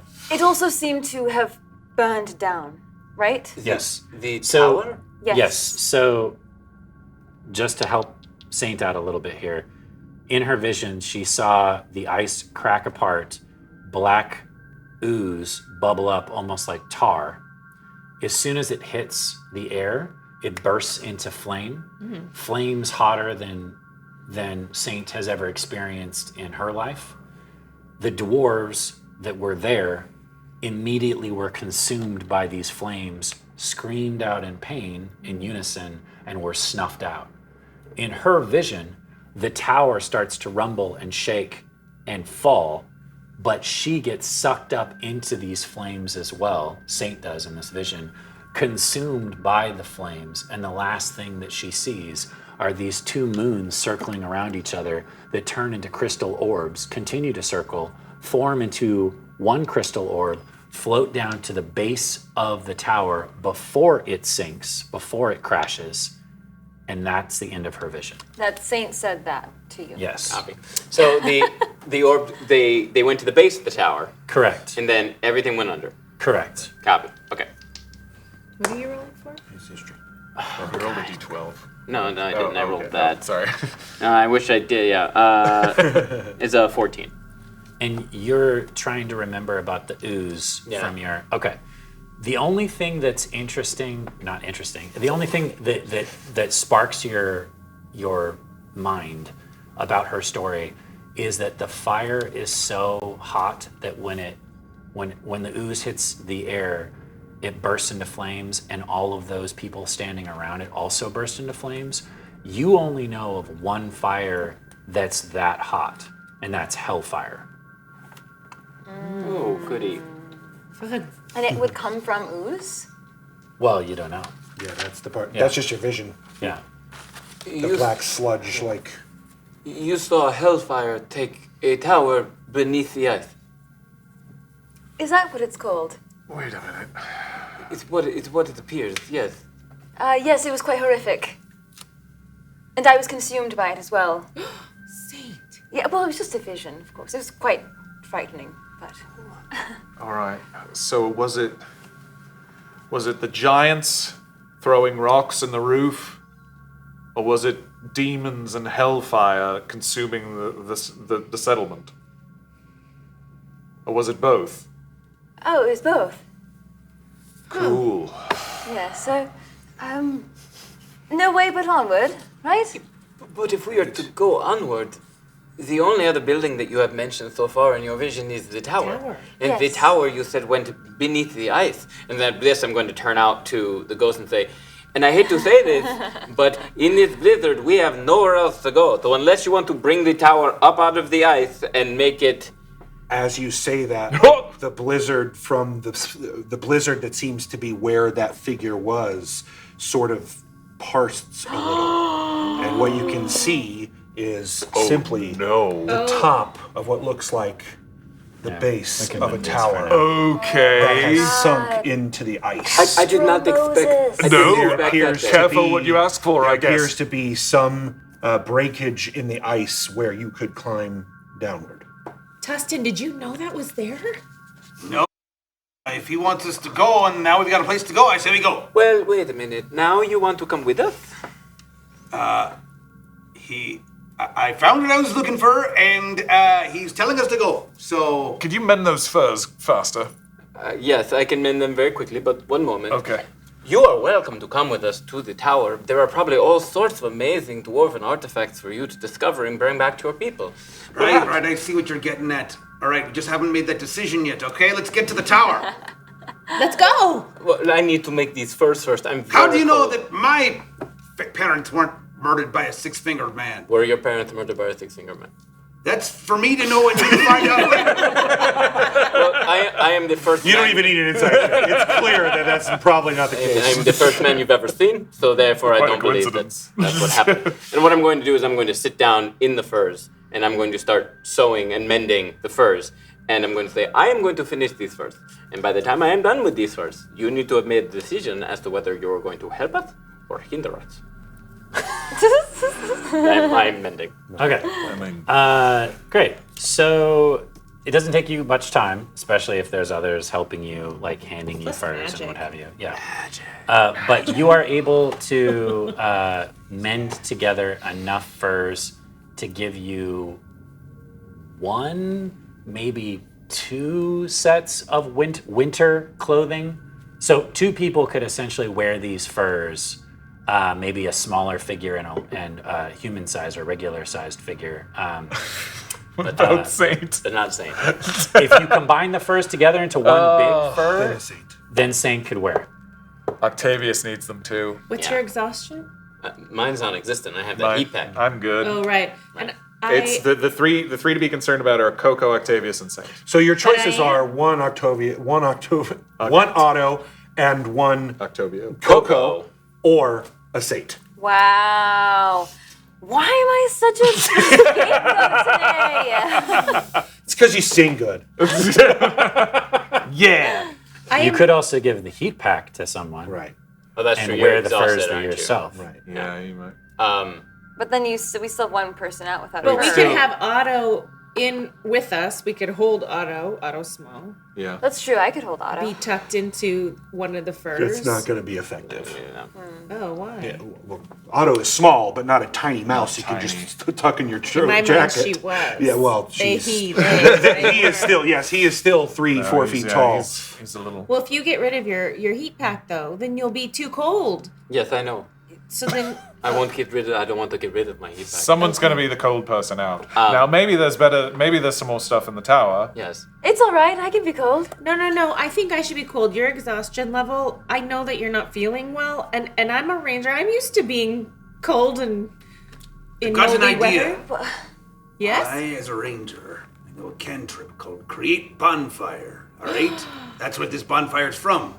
Great. But I can cast it at will. So what if I just kept creating bonfires all the way to the tower, and then everybody would be warm? Will you teach me this? I love it. Sure. I didn't go to ranger school. It's a long, complicated class. Well, It's like 6 credits worth. That sounds like a lot. Teach me what you can. that would keep me warm for a bit. And the thing is, KoKo, that's quite noble of you. But I think that if you did that, then I would have to take Otto's bearskin as well. Yeah. So it's better that two are warm than two is- one. Like I'm assuming. Okay. I mean, look, I got another idea. I got these snowshoes. You see, I could go over to that tower, make sure that there's some sort of door to get in, and then everybody could go together. I think we should all go as a unit. Yeah, I agree. Yes, here. But but your bonfire idea is great. Yes. Why don't I, Saint? I am sorry. As soon as we find, in fact, It's okay. for now, here, take this, and I hand you Oh, the no. heap. No. I couldn't possibly. If you fall down, none of us can pick you up. Good point.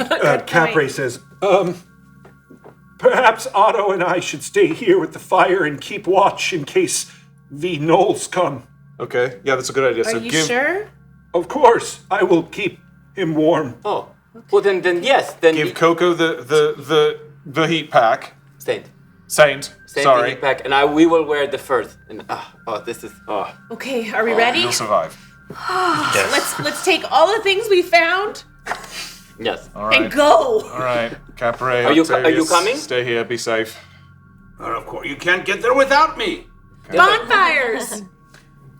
And on that note, we're going to go to our intermission. So much song. Yeah. A lot of music. It's a musical episode. So don't go away. We're going to take a brief break, but we'll be right back for a whole lot more. Yay.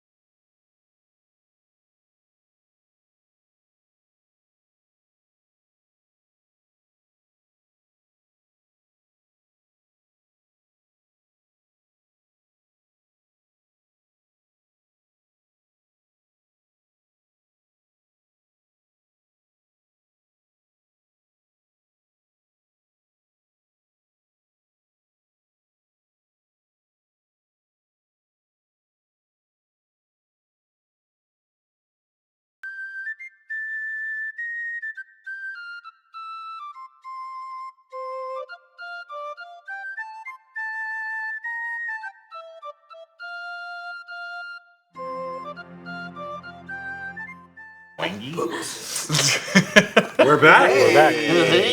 So you've created this daisy chain where out front is Tustin creating this bonfire, and then everyone who was at the last bonfire rushes to the next bonfire and stands over that. And because of the, we'll call it a spirit for now, showing you the general direction of where this tower once stood, you can kind of meander your way over there. It doesn't take you a lot of time, but the cold still gets to you. The wind is blowing hard enough that the bonfire itself is almost blinking out as soon as he casts it. And certain wind gusts feel like you're getting a little bit lighter off your feet. So it is clearly very dangerous. And it's clear that the spirit or whatever we're dealing with, as you said, is leading us. Or was Showed leading us you in the this direction and then blinked out. Okay. Yeah. You really can't see much more than 10 feet in front of you at any given moment. Even with the winter clothing, none of you, except for maybe Tustin, have any eye protection. So there's something called snow blindness, where there's so much snow blowing in your face, you can't actually see that far in front of you. The furs are holding, but they're not going to hold forever. You will have to remend them because it's patchwork at best. You're clutching onto this heat pack for dear life. And if it wasn't for your dwarven ranger friend tromping through with his thick hide boots with spikes sticking out of them to grip into the ice and the snow, you know the chances of you getting lost, even just traveling from the workshop to the remnants of the tower, are more than likely. It's crippling. Thanks. That being said, you get up to little bits of stone in a ring with snow all around it that's kind of built up all around it. And at first, to you, it just looks like a ring of stones or a little stone outcropping. But as you cast the bonfire down on top of the center of this rings, this snow melts away just enough to where you can make out the base of this tower. And that's when you, being a dwarf and having stone cunning, realize that the tower actually didn't sink straight down. No. The tower actually toppled over into the icy water and then sank. So it's Flipped upside all the way down? upside down? So it's flipped upside down and at a little bit of an angle. And you're staring at the base of this tower, and it's solid rock. The tower flipped over. He screams this when the wind and the snow is blowing, and you can also see that the ice around where the tower is thinner than the rest of the lake. I didn't even know that was something that could happen. How do we get in? We've got we got to break through this thinner ice and maybe find the door. Saint will take out her warhammer and poise it for wherever Tustin directs her to crack it into. Everybody get over here. Yeah, I'll help everyone. Yeah, so you're Put huddled inside around the this ring. bonfire. Yeah, you're huddled around this bonfire, and the snow continues to melt, and more of the stone starts to reveal itself. I guess it's lucky it's upside down. Maybe there's a door. As soon as she says that, you're about ready to crack open this ice. You see, with your stone cunning again, a outline in the stone that does not make sense. Hold! There might be a door here that was originally a basement door. Yes. And you walk over to the stone and you feel around where the stone grooves are at, and you can tell that that particular block of stone, which is pretty heavy, probably at one point was blocking a underground passageway or tunnel, or maybe even leading down into underneath the lake, which would make sense. Being an Arctic ranger, you know ice fishing is the only way to get food certain times of the year, unless you go out on long-range hunting missions, which could easily end up in your death. So it's not a door, or what is it? It's a stone block. It's like a Like a plug. Stop, a plug. Yeah. This was probably where they did ice fishing. Saint, can you help me try and grab the I'll try and reach and grab 2 corners. Okay. And With your bare hands, you're just barehanding it? Yeah. Okay. Yeah. Yes. Okay. Okay. I'll help too. Why don't we all try to get a grip on it and pull it out? Don't you guys think though that it goes down?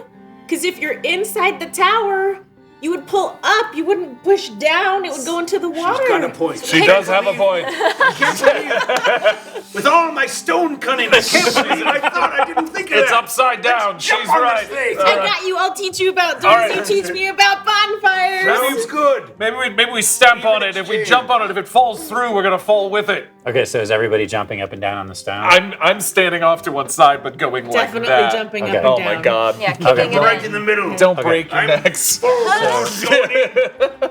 So everybody, actually, I tell you what, whoever is the strongest can make a strength check at advantage, and that'll 14. be the roll It's for the either of group. you. I got 14 as well. Okay, cool. I mean, please. Well, hold on, no. I'll have you do it and I'll cast guidance on you. Oh, Add I a love D4, it. my friend. Thank you. Is that a dwarf thing? No, it's spell. Net 20 There you go. for a total of 24. Oh, it is? Another thing I don't know. So with this added guidance and him pointing at the stone in specific areas, you hammer down at the stone, and at first you're just doing it with your feet, and you're not making enough progress, especially for how cold it is and the fact that he has to keep casting this bonfire cantrip that doesn't last for very long, Yeah. especially in the blizzard. And then you eventually get the idea to take out those tools and you start slamming those down on the rock, and the rock starts giving way inch by inch by inch until finally it snaps free, falls down into the upside down tower, and you can look down and there's a little bit of light coming from outside, but it's more or less dark inside of the... Am I able to tell how, like, did I hear the plug hit a floor? You do. You, in fact, hear it smash into a metal brazier, and the brazier topples over. It's not like the brazier was lit or anything, but the remnants or contents that were inside of the brazier topple over and off to the side, and you see 7 frozen figures all lined up in a circle around the brazier that you just dropped this rock down on top of. Saint, you can light things up, right? Yes, Can you give me some light? I'll jump in. of course. She casts light on her shield and aims it in. Great. It's only about a 10-foot drop. Yeah. Only. I will hang and drop in. As you hang and drop in, you also notice that there are stairs that go around the edge, but because the tower is upside down, the stairs themselves are also upside down, going down to the next level, which would be the next level up if the tower was upright. So not much use. Yeah. Yes. It's very tight quarters. The 7 figures that are in this room are all mummified, but mummified because they have been frozen solid. Okay. So think caveman frozen in ice, but then some of that ice has been chiseled away. It hasn't been chiseled away. It's just that the ice isn't as thick as the ice that you saw on the blocks of ice that the frost giants and everybody else was in the first ice cave. Okay. But these are frozen solid figures wearing robes. They're white robes with a silver trim. And because they've been frozen solid is the only reason why their bodies are still intact. Okay. You also notice that there's little bits of ice that has frozen on the walls of the tower itself through the cracks of the stone. So it's like it's been fused with ice. Yes. Okay. And you hear what sounds like footsteps down a floor. Oh. As if they are descending deeper into the tower. All right, everyone. Val will draw his sword, and if I'm standing awkwardly on top of this plug in this brazier, I will try to like make my way down. But I'm like, It's almost impossible for you to move without bumping into one of these frozen figures. yeah, I will probably just like very awkwardly high step over one. They're Okay. laying down, or what are they No, doing? they're actually in positions of prayer, frozen solid. To the walls. No, To the brazier. Looking, can I see by looking down? Can I see what from the top? What's going Yes. on? Do they look like dwarven figures? yes. There seems something strange about their skin, but it's hard to tell because it's desiccated and old Yeah. from frost. Like their eyes are still missing and what have you right. because I think I heard something, but come on down, be quiet. Just get in from out of the blizzard. KoKo fellows. Come on. it's almost impossible to not go inside. Great. The only person Yeah. that I think would last any amount of time would be Val, and Val's already in there. Right. So all of you, I'm gonna say, Yep. Yeah. climb down inside. You're all this close to each other or to the dead frozen dwarves. It's that Shoulder tight. to shoulder, and then you look at Can I get a better look at them now? Yes. Sure, absolutely. What do I see? Not only do you see the robes, they're a mix of male and female. They're all, you would hypothesize, middle-aged for a dwarf, maybe a little bit younger than middle-aged. It's kind of hard to tell. Their braids, or their beard is braided, and it's braided, those that have beards, although some of the women might even have beards, are braided into 7 braids. Is that some sort of significance? 7 dwarfs and You all can, as there are 7 of Tustin them. starts to look at all these things and search around, you all can make investigation checks or perception okay. checks. I think it's just perception, yeah, because they're not looking for something specific. Just Sure. perception? Okay. KoKo, straight roll. Saint, you have advantage from Gateway Guy. Thank you, Tony. Valcorio, straight roll. Thank you. Tustin, if you're rolling, straight roll. And Cristobal is a straight roll. And I'll be at a straight roll because I'm still exhausted. Correct. Val is concerned with the noise below us. I got a 6. Okay. 10. dirty 20. Dirty 20? Okay. 4. Wow. So, Thank God for KoKo. KoKo, you're the only one that notices this, but each one of these dwarves is clutching something. That something that they're clutching is different for each dwarf. Some of them, one of them is clutching like a necklace around its neck. Another one is clutching something that's in a pouch down at its hip. Like I said, they are in positions of prayer, so they all have their hands clasped around something. You also can see that on the ceiling, which is the floor, Right. there appears to be 7 lines that divide the circular tower. I'm just realizing something. The tower is upside down. So these dwarves were praying on the ceiling. They were praying, well, Or they were praying after it turned upside were down. stuck in here. what he just said. Right. And Maybe they they built. were praying as the thing was going into the river, or rather into the lake there. Right. And that was like their last prayer. something. Is my detect magic still going? It's 10 minutes. No. Okay. Was Started asking. I know Saint rolled very poorly on her investigation, but if KoKo shares what she saw about the Yes. lines on the ceiling, would Saint know any significance of that? A circle and 7 lines breaking it up. I tell you what, make a religion roll. You have advantage from Goofus Darkle. Thank you, Goofus. Straight roll. Oh my advantage, you got god! advantage. Right, but but I'm she's got exhausted. exhaustion. Oh. Can I make a similar roll? Yeah. Well, she's level 1, right? It's not skill checks.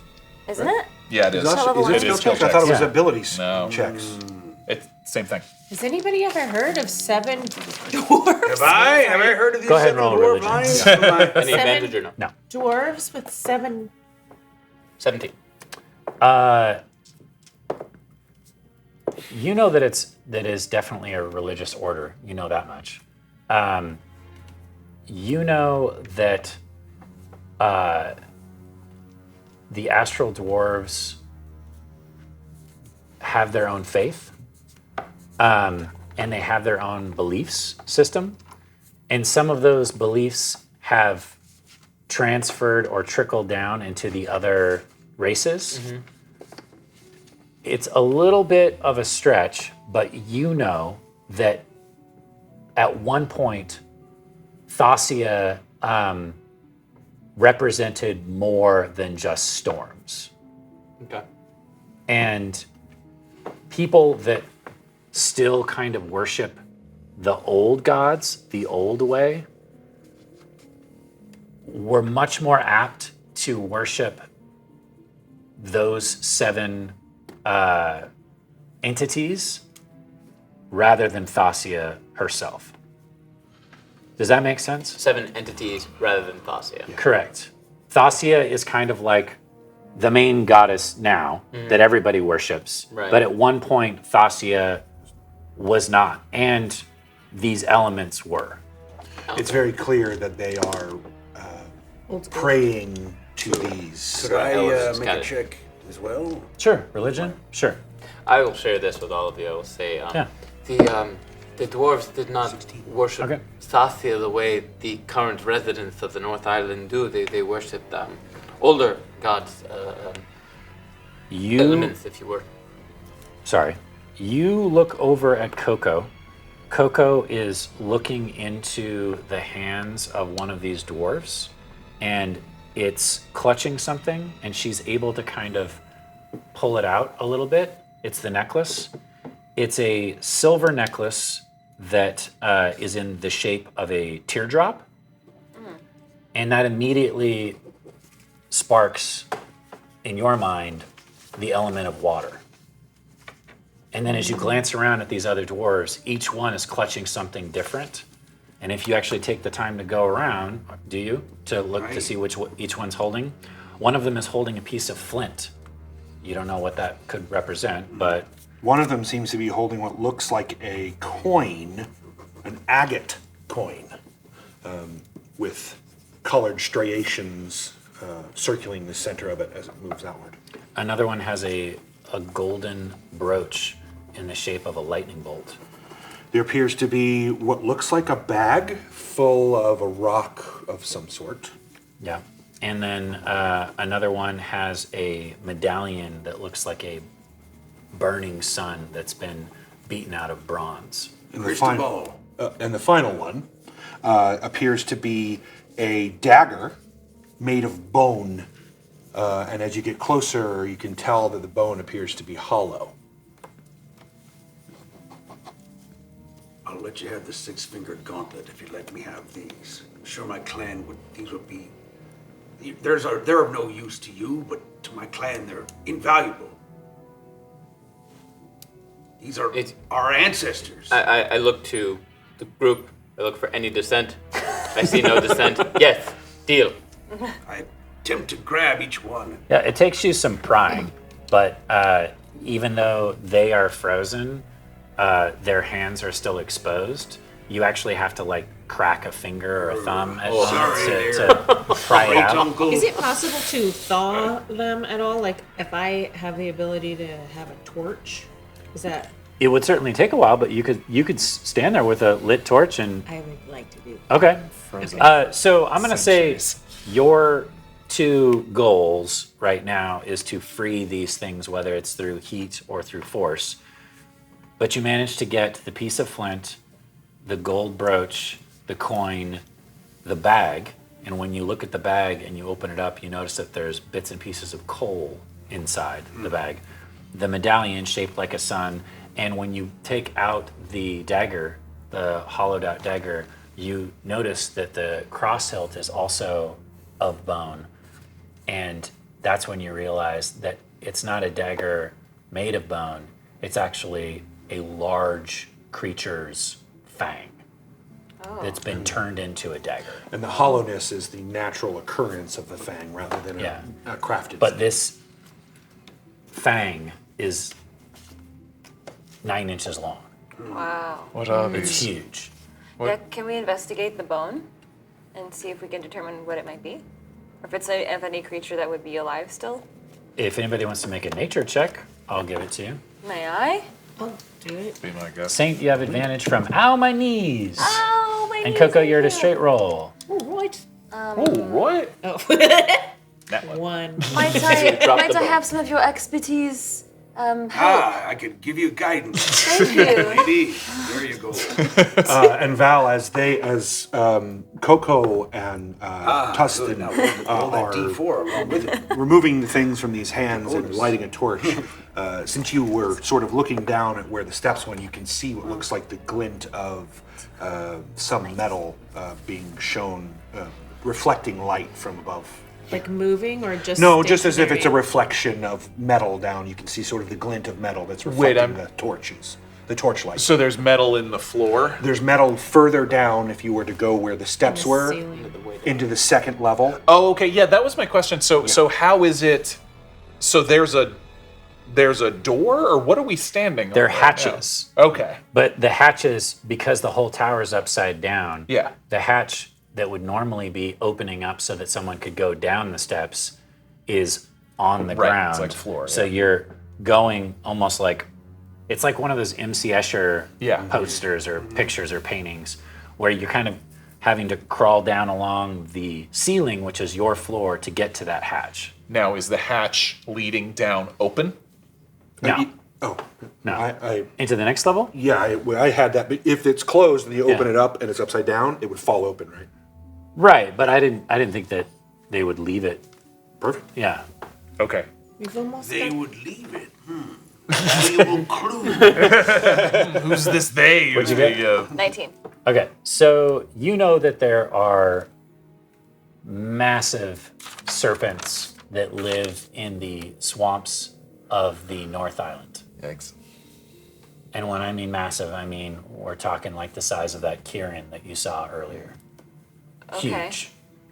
And you're guessing, because this isn't a dragon tooth that you know of. It certainly doesn't look like a dragon's tooth, because you've seen dragon teeth, because the Queen of the Frost Giants had a crown made of them.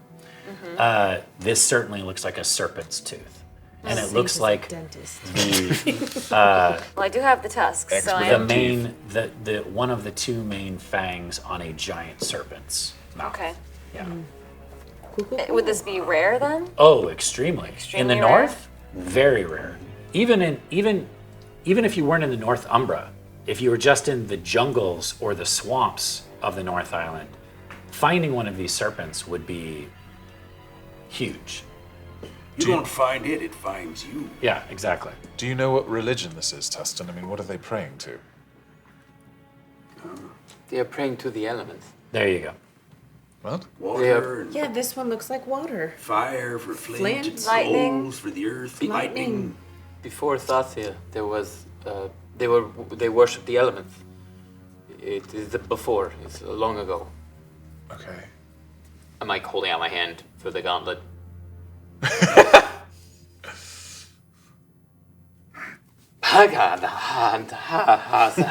So you've collected all of these things and you're holding all of them now. Yeah. Put them in a pack, Okay. gently and Do you, delicately. do you There- guys see the shininess Yeah. down there? You do see it, There's another hatch leading down. but like I heard something down there. Did you guys hear No, something?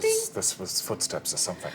Is it that ghost again? He's with us? Oh my Maybe, gosh. maybe. Told it's us to leading go, somewhere. and now he's with us. Confusing.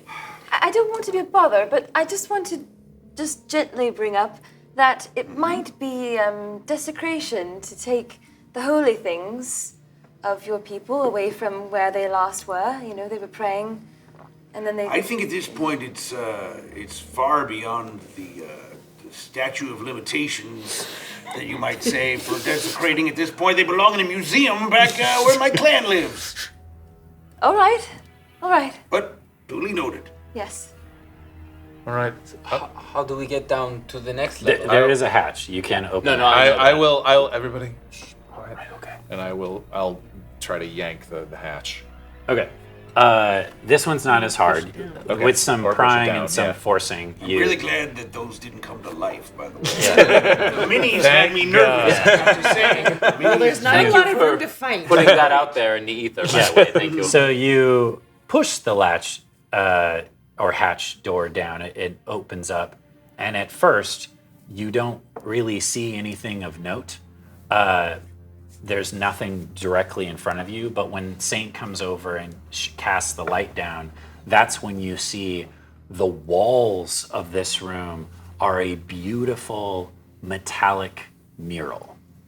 And when I say metallic, I'm saying bronze, steel, iron, tin, copper, every form of smithing metal that any of you have ever seen or even worked with is represented.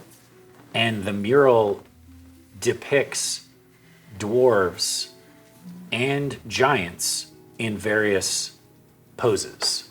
Working together? You don't know.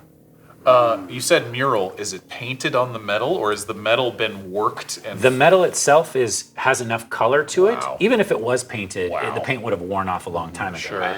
The metal that was chosen, even if you have let's say a mural of an iron dwarf holding an axe and a shield, which there is one of those, the details on the face, the details on the axe, and the detail on the shield is made out of finer metal.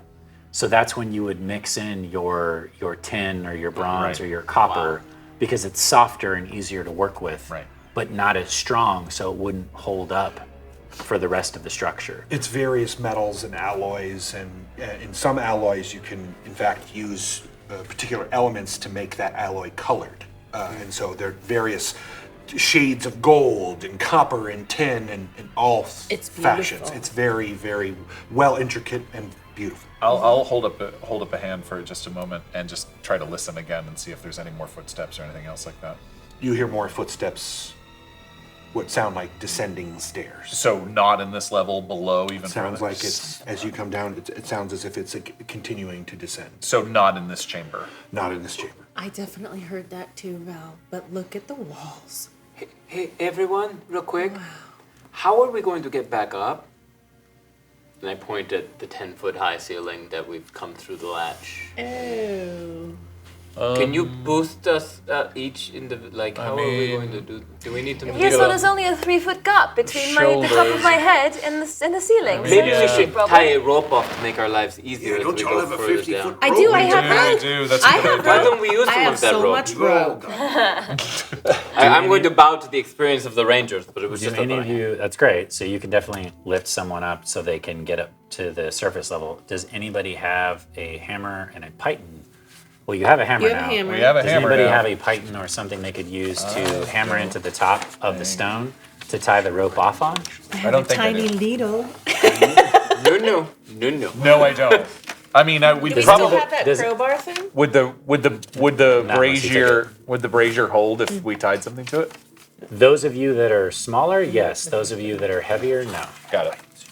Well, the small one could go up and then just hold the rope for the bigger ones. Maybe. Tend to be stronger. Can we not wrap it around with a piece of stone? Yeah, something. You can. If somebody wants to go all the way out into the blizzard and tie it off onto a stone, sure. I could do that. Sure. Okay, so you lift Tustin up. Tustin, you go over to one of those chunks of stone that are sticking out.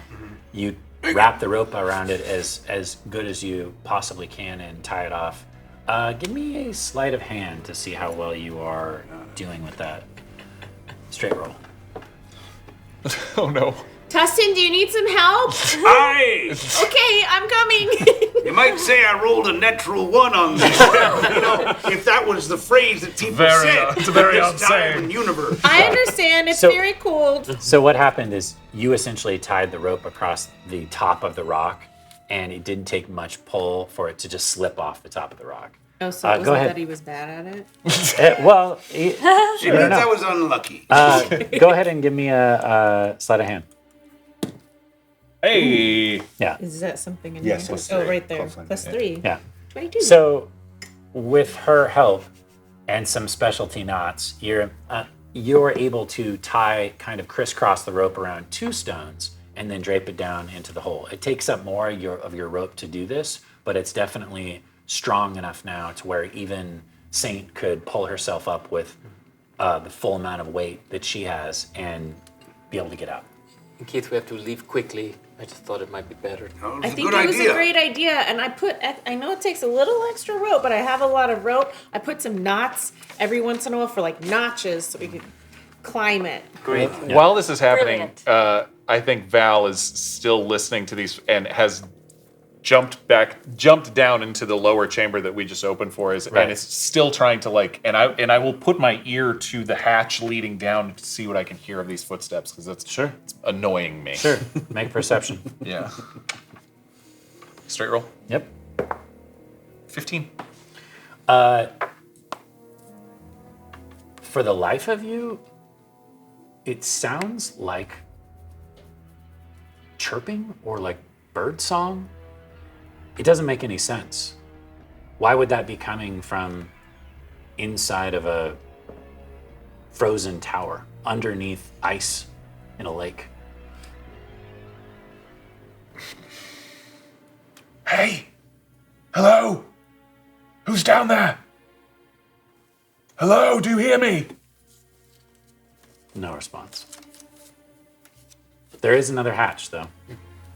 No, I'm not gonna. As the rope gets out, Yeah. Cristobal will go down to the next level, and as he's climbing down, he's going to say, "I think you saw this in a dream or a vision. Just the outside of the tower. How high was it?" How many levels was the tower? Three. 3. Is he going into the third level right now? No, he's going to the Second. second. The The metal one. walls was the second. Yes, that's Oh, what he's okay. going into now. Okay. And I'm third one is the I'm bird standing in sounds. there. So I'm going to get down to the bottom and say, that is the last level then." Okay, there's some sort of bird or something. I don't And know. birds? Oh, I wish we had Otto. Sounds kind of like Octavius, yeah. Oh, perhaps it's Aether. Do you speak to birds? I speak to sparrows specifically. Religion. Can I listen to the chirping and see if it sounds like You sparrow don't hear talk? any chirping. Oh. You have no idea what he's talking Only about. he does? It's gone. It stopped. Sounds Oh. familiar to you. It sounds familiar to me. Oh. What the? Aitha sounds. She said Aitha. That sounds familiar Aitha. to you. Aether? You recognize the name of my god? I do. I've heard of it before. When she says that, Aitha, as you know, or have heard of, is the god of air. And freedom of air. and song. And it's freedom and song, and it makes a lot of sense now that you're such a good singer. Oh, thank you. Kind of you to say. That's what you hear down there, Val? No, I was like, it sounded like a bird sound, like a little chirping or little feet, like clawed feet. Oh, well, we should go down. I do know this. I do know how to speak with animals, by the way. I'm also pretty good at it. All right, we'll look at this floor in a moment, but I need what is this? If there's something else here, we need to find out what it is. Someone else, anyway. Val, you hear it. Dum, dum, dum, dum, dum, dum, All right, does anyone hear that? dum, dum, dum, dum, dum, dum. Does anyone else hear Does it? anybody else hear? Nope. Okay. All right, yeah, then I will. All right, there's like some sort of music or drumming, and I'll open the hatch down. Val, are You you feeling angry? okay? So you pry open this No, I'm hatch, getting annoyed. I and like. You yeah. look down, and in this room, there is another frozen dwarf. So for now, I'm going to grab your guys' miniatures so we know where everybody is at. If he's an Oh, right, EDM, just so we know where everyone's at. So you know. That's the It's an, only it's an reason EDM why. dwarf. if this is a rave, we're all leaving. We're not hanging out. Dwarven rave. You get down there. Nope, I'm out. Nope. Glow sticks. This dwarf looks very different from the other dwarves. Bigger, more muscly. Still wearing robes, but these robes are thick and blue and lined with some kind of fine fur, not the rough bear hides that you've seen thus far. Gold streaks running down the robe. Frozen in ice, the hands are outstretched and holding in its grasp this dead dwarf covered in runes is a skull. Bleach white, strands of wispy white hair draped off of it, not frozen. He is, but not the skull. Weird. And when you look down at that skull, its eyes flash twice and blink once. And just below the skull on the floor ceiling of this level is what appears to be a feather. You glance around the room, and you see there are markings all throughout the room, and you poke your head in and look at the floor, and you see markings on the floor as well as the ceiling. Saint. Only Val is in there, or are we all? Val's just the first one to look. Saint Cristobal. There's a lot of markings in here. There's a lot of markings here, and I'm looking at the mural. When you look at the mural, you're actually taking the time to investigate the mural. At first, you're just awestruck by the beauty of the craftsmanship. And when he said dwarves and giants working together, you actually get to a portion of the mural where there's a beautiful female giant and a very stout, handsome dwarven king, you can only guess, standing in front of a wall, and they're both signing it, carving a rune, signing on the wall. You also look above the mural itself, and there's markings of different phases of the moon or different spheres that are cycling along the edge of the mural. And eventually, the last marking is just one solid sphere. Is like a full moon type of situation? Yeah. I mean, that's what you would think it was. Okay. Just by glancing at it, you haven't really had the time to study it. Is the mural upside down? Yeah. Okay. So I'm doing a lot of that. I would Pre-fall, have yeah. said, I wish we could take this back to my clan so they could see this, but there's no way to just peel it off the wall. It's just I too mean, big. it would take quite a while We may to make carve it off. a future expedition out here. Here's the, you said giants and dwarves working together. Look, they signed a wall. And I'm going to point at the specific moment and the beautiful giant and the handsome dwarf. Well, now I've seen everything. Do you know what it could mean? No, but I hate giants, so this is really messing with me right now. Perhaps they were allied at one time. I guess we were. I just can't see it, though. So what correlates, to the full moon moment on the mural? The spheres above the mural. Right, I'm sorry. So you said they go all the way around the mural, they have these spheres. Correct. So when it hits full sphere, what's going on beneath that in the mural? Or above that in the mural? You would look down, and it's just a dwarf holding a big metal tome in one hand and a six-fingered gauntlet on its other hand. That's underneath the full moon? Yeah. I'm not going to point that out. I mean, oh, maybe what else is below? And it's reaching its hand up towards the sphere. Tustin. Come over here. I'll point down to this dwarven figure holding the skull below us. Do you have any idea what that could be? No, but did that thing just wink at me? Blink or something? Flashed its eyes. Is the skull dwarven, or is it of some other? You don't think so? It doesn't. It doesn't look like a dwarven skull, but you've only really seen one. It's like dwarf skull. Humanoid. A little too big to be humanoid, but yeah, close. Could be giant. Was he the only one who observed the Smaller feather? than giant. Okay. What's that? Was he the only one who observed the feather? Yes. I mean, so far Yeah. I've called a few of you, but I did. Anybody that yeah. goes into this room is going to see the things that I've Yes. described. Right. So yeah, I pointed. And this it is out. just you poking your head into the room and Right. glancing around. Right. There's a lot going on. right. All right, so Saint will jump down and pick up the feather. Into the third room. Yeah. Yes. Okay. The feather looks as if it just fell off of a bird. Completely fresh. Completely fresh. Does not make any sense whatsoever. Does not match the surroundings I at all. heard a bird sound. You recognize immediately that it is a sparrow's feather. Oh. My god has been here. This is a sparrow's feather. Maybe that was tied into your dream somehow. Yes, You're supposed to find it. I think so. I think we're in the right place. Oh, thank goodness. It's a good sign. And You're she's- glancing around this room, Saint, and you notice that the markings on the floor, the ceiling, and the walls aren't just random markings. They're dots that have had lines drawn between the dots. Like a constellation? Exactly. And as soon as you have that thought, you recognize the constellation of the dragon, the constellation of the chalice, and the constellation of the archer. Do I know what any of these signify? Religion roll. Is this a time when I can look up and gaze at the stars? No. Nice try, though. I wanted some clarity. I like it. Saint, you have advantage from Gateway Guy. Thank you, You Gateway didn't Guy. say it was Rolling. the real stars. You just said stars. Rolling That's a true. straight roll. That's true. It's at night. Well, it feels like night in here. It's very dark. You said what kind of roll? Religion. You can't tell the difference between the night sky So and you indoors. recognize There's a night sky. you recognize the archer as an early form of Thassia. Okay. Almost as if she was a huntress. Yes. Before she became the goddess of storms. She's so cool. Okay. Yeah. And a 15. Yeah, I'll give it to you. You don't know what the dragon is, but the chalice you recognize as an early form of the goddess civilization, Lumbra.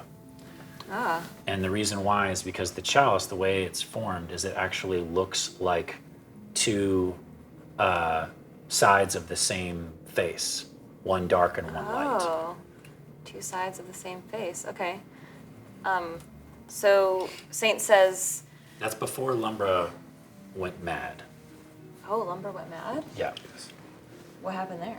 Don't. It's a long story. Long story that isn't really known. Yeah, and that's not something that I think would really be a part of your religion or your belief system. So that would be something that you would have heard about, but not necessarily studied. This is quite incredible. These constellations representing, at least from what I remember from my own studies, that these are the early representations of Thassia and Lumbra. I'm sorry, did you say Lumbra? Yes. I'm going down into the room.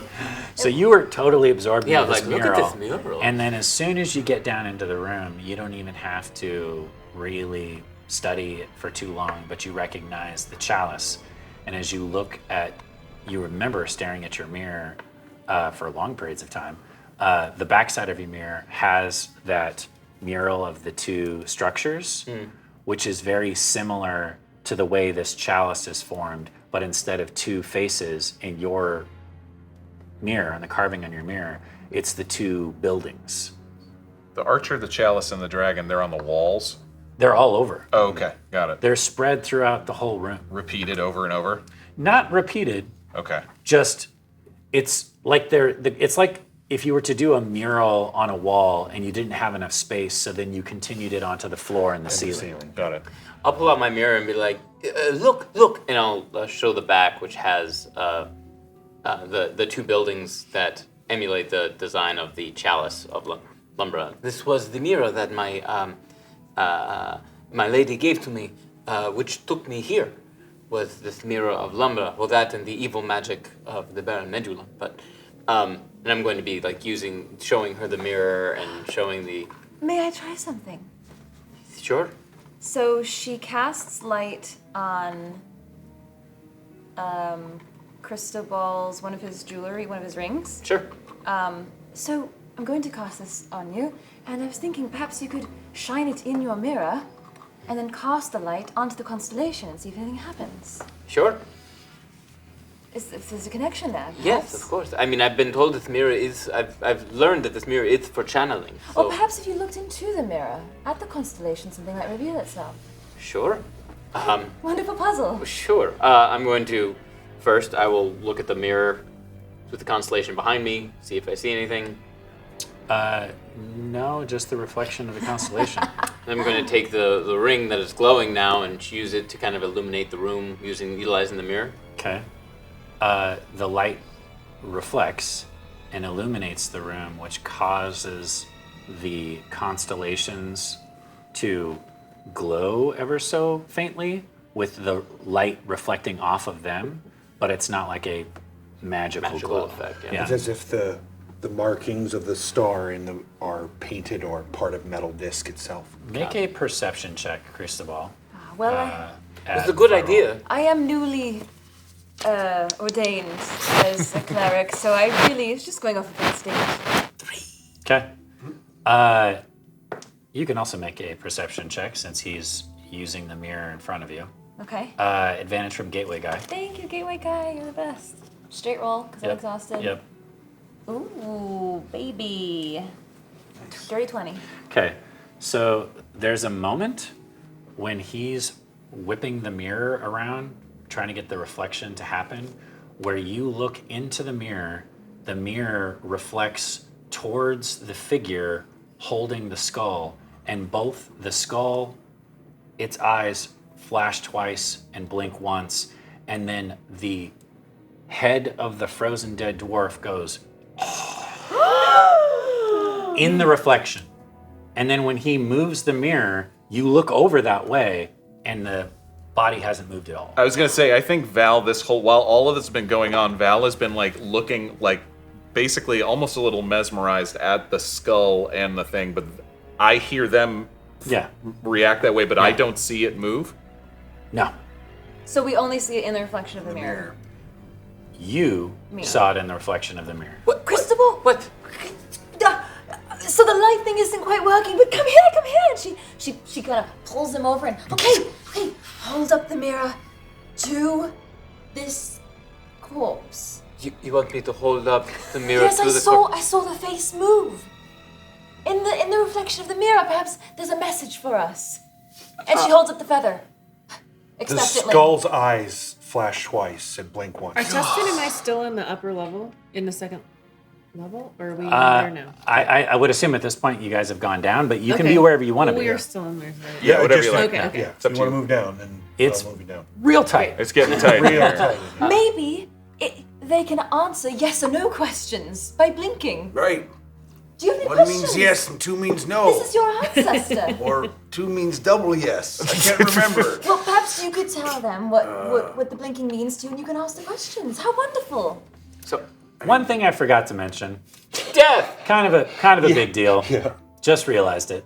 There are windows looking out to a frozen lake. Okay. You are underwater, Ice around. and it's just solid ice all around where the windows are. So you can actually look out into the frozen lake itself. Yikes. Yeah.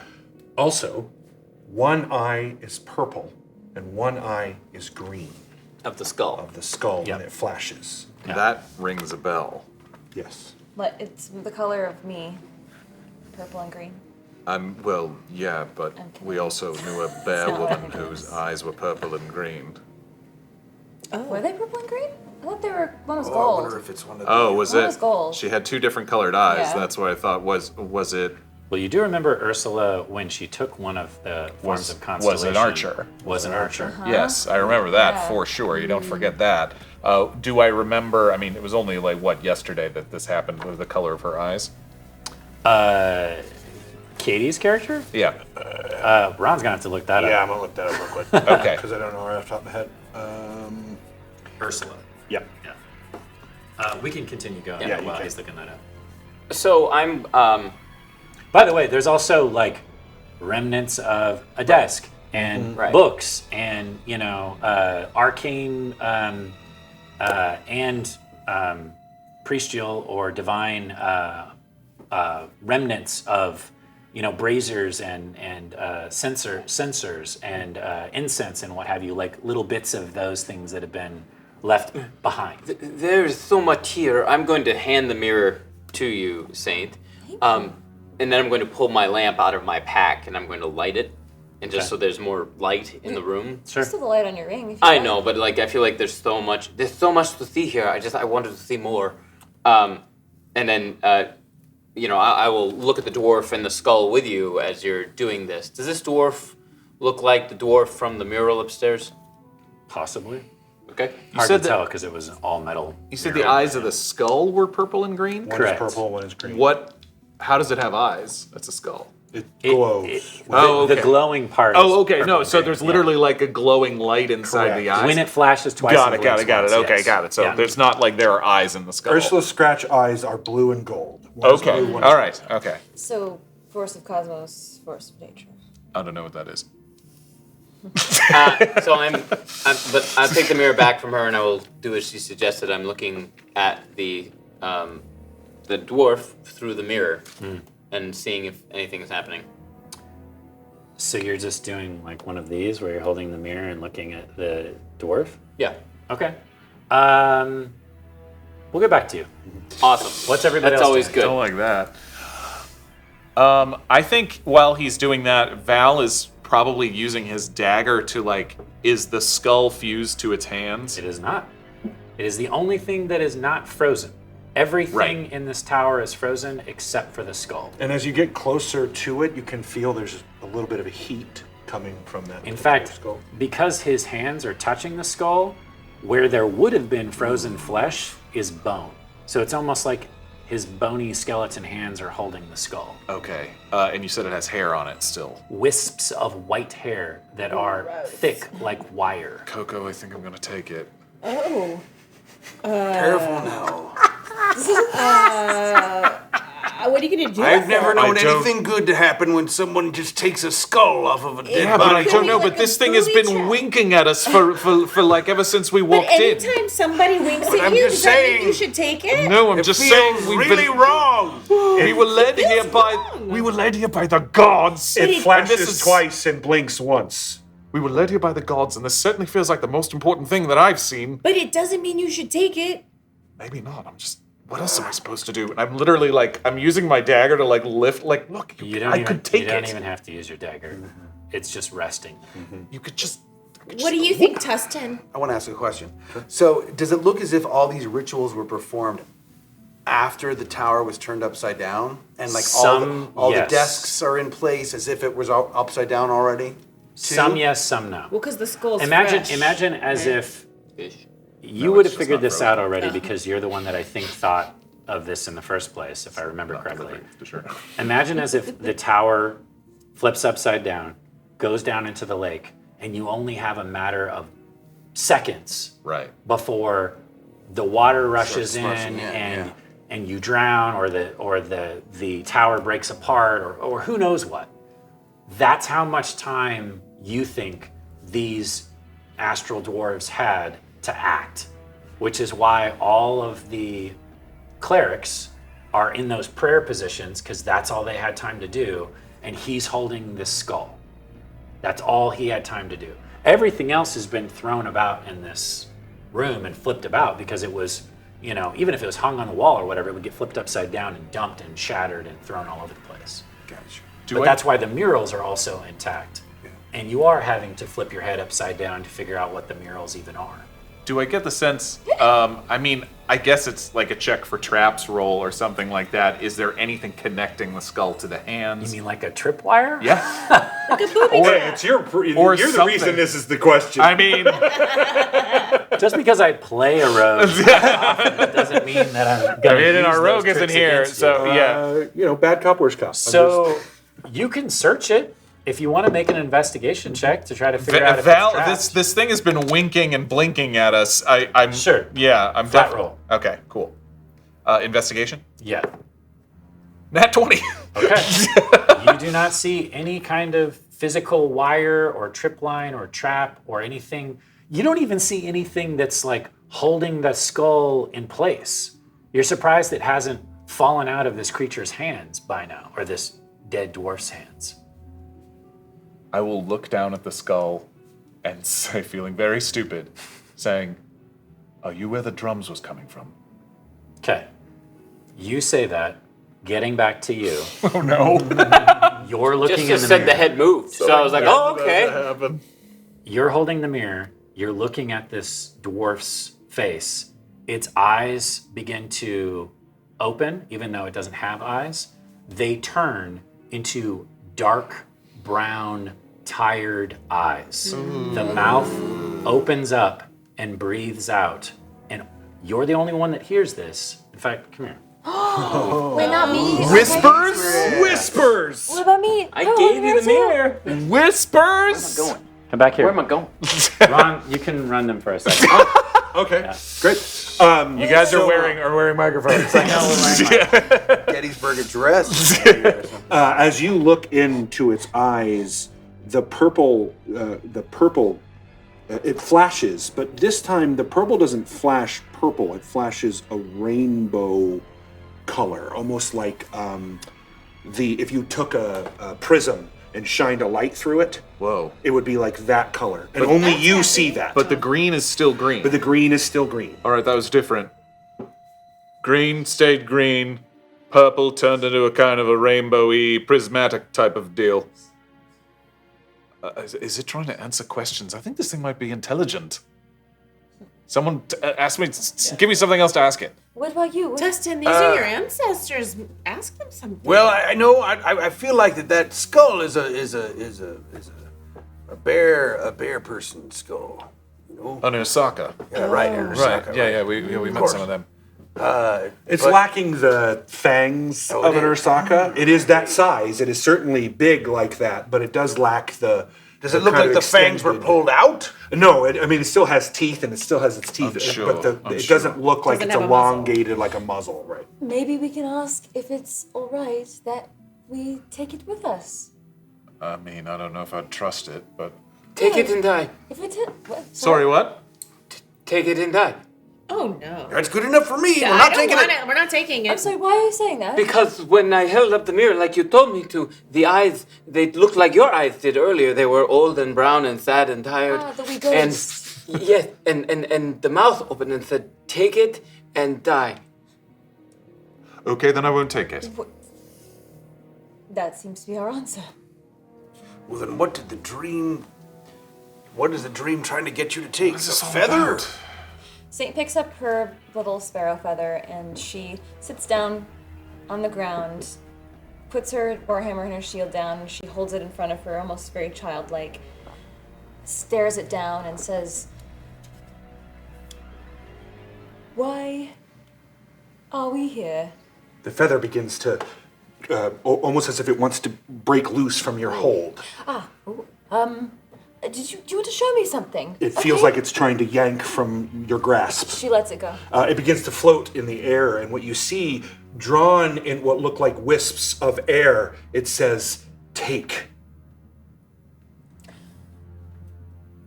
She's gonna grab it again. Got conflicting messages here. This is like two different... So it's spelling out. I'm sorry. I don't know if I quite understood what you were saying here. Can you tell me again? The skull, you see the skull as it, beyond your vision as you're looking at this this feather. Beyond your vision, the skull eyes flash twice and blink once. The purple light stays purple, but the green light swirls into airy blue and then back to green. What? Do you think take the feather but leave the skull? Maybe. The feather begins to try to pull Yes, out of its... Okay. Go. Yes. Again, it says, "Take." Take what? Take. It darts out of the way. Take what? Writes skull. Oh, it's being very explicit now. It's saying take skull. I don't. Doesn't want any confusion.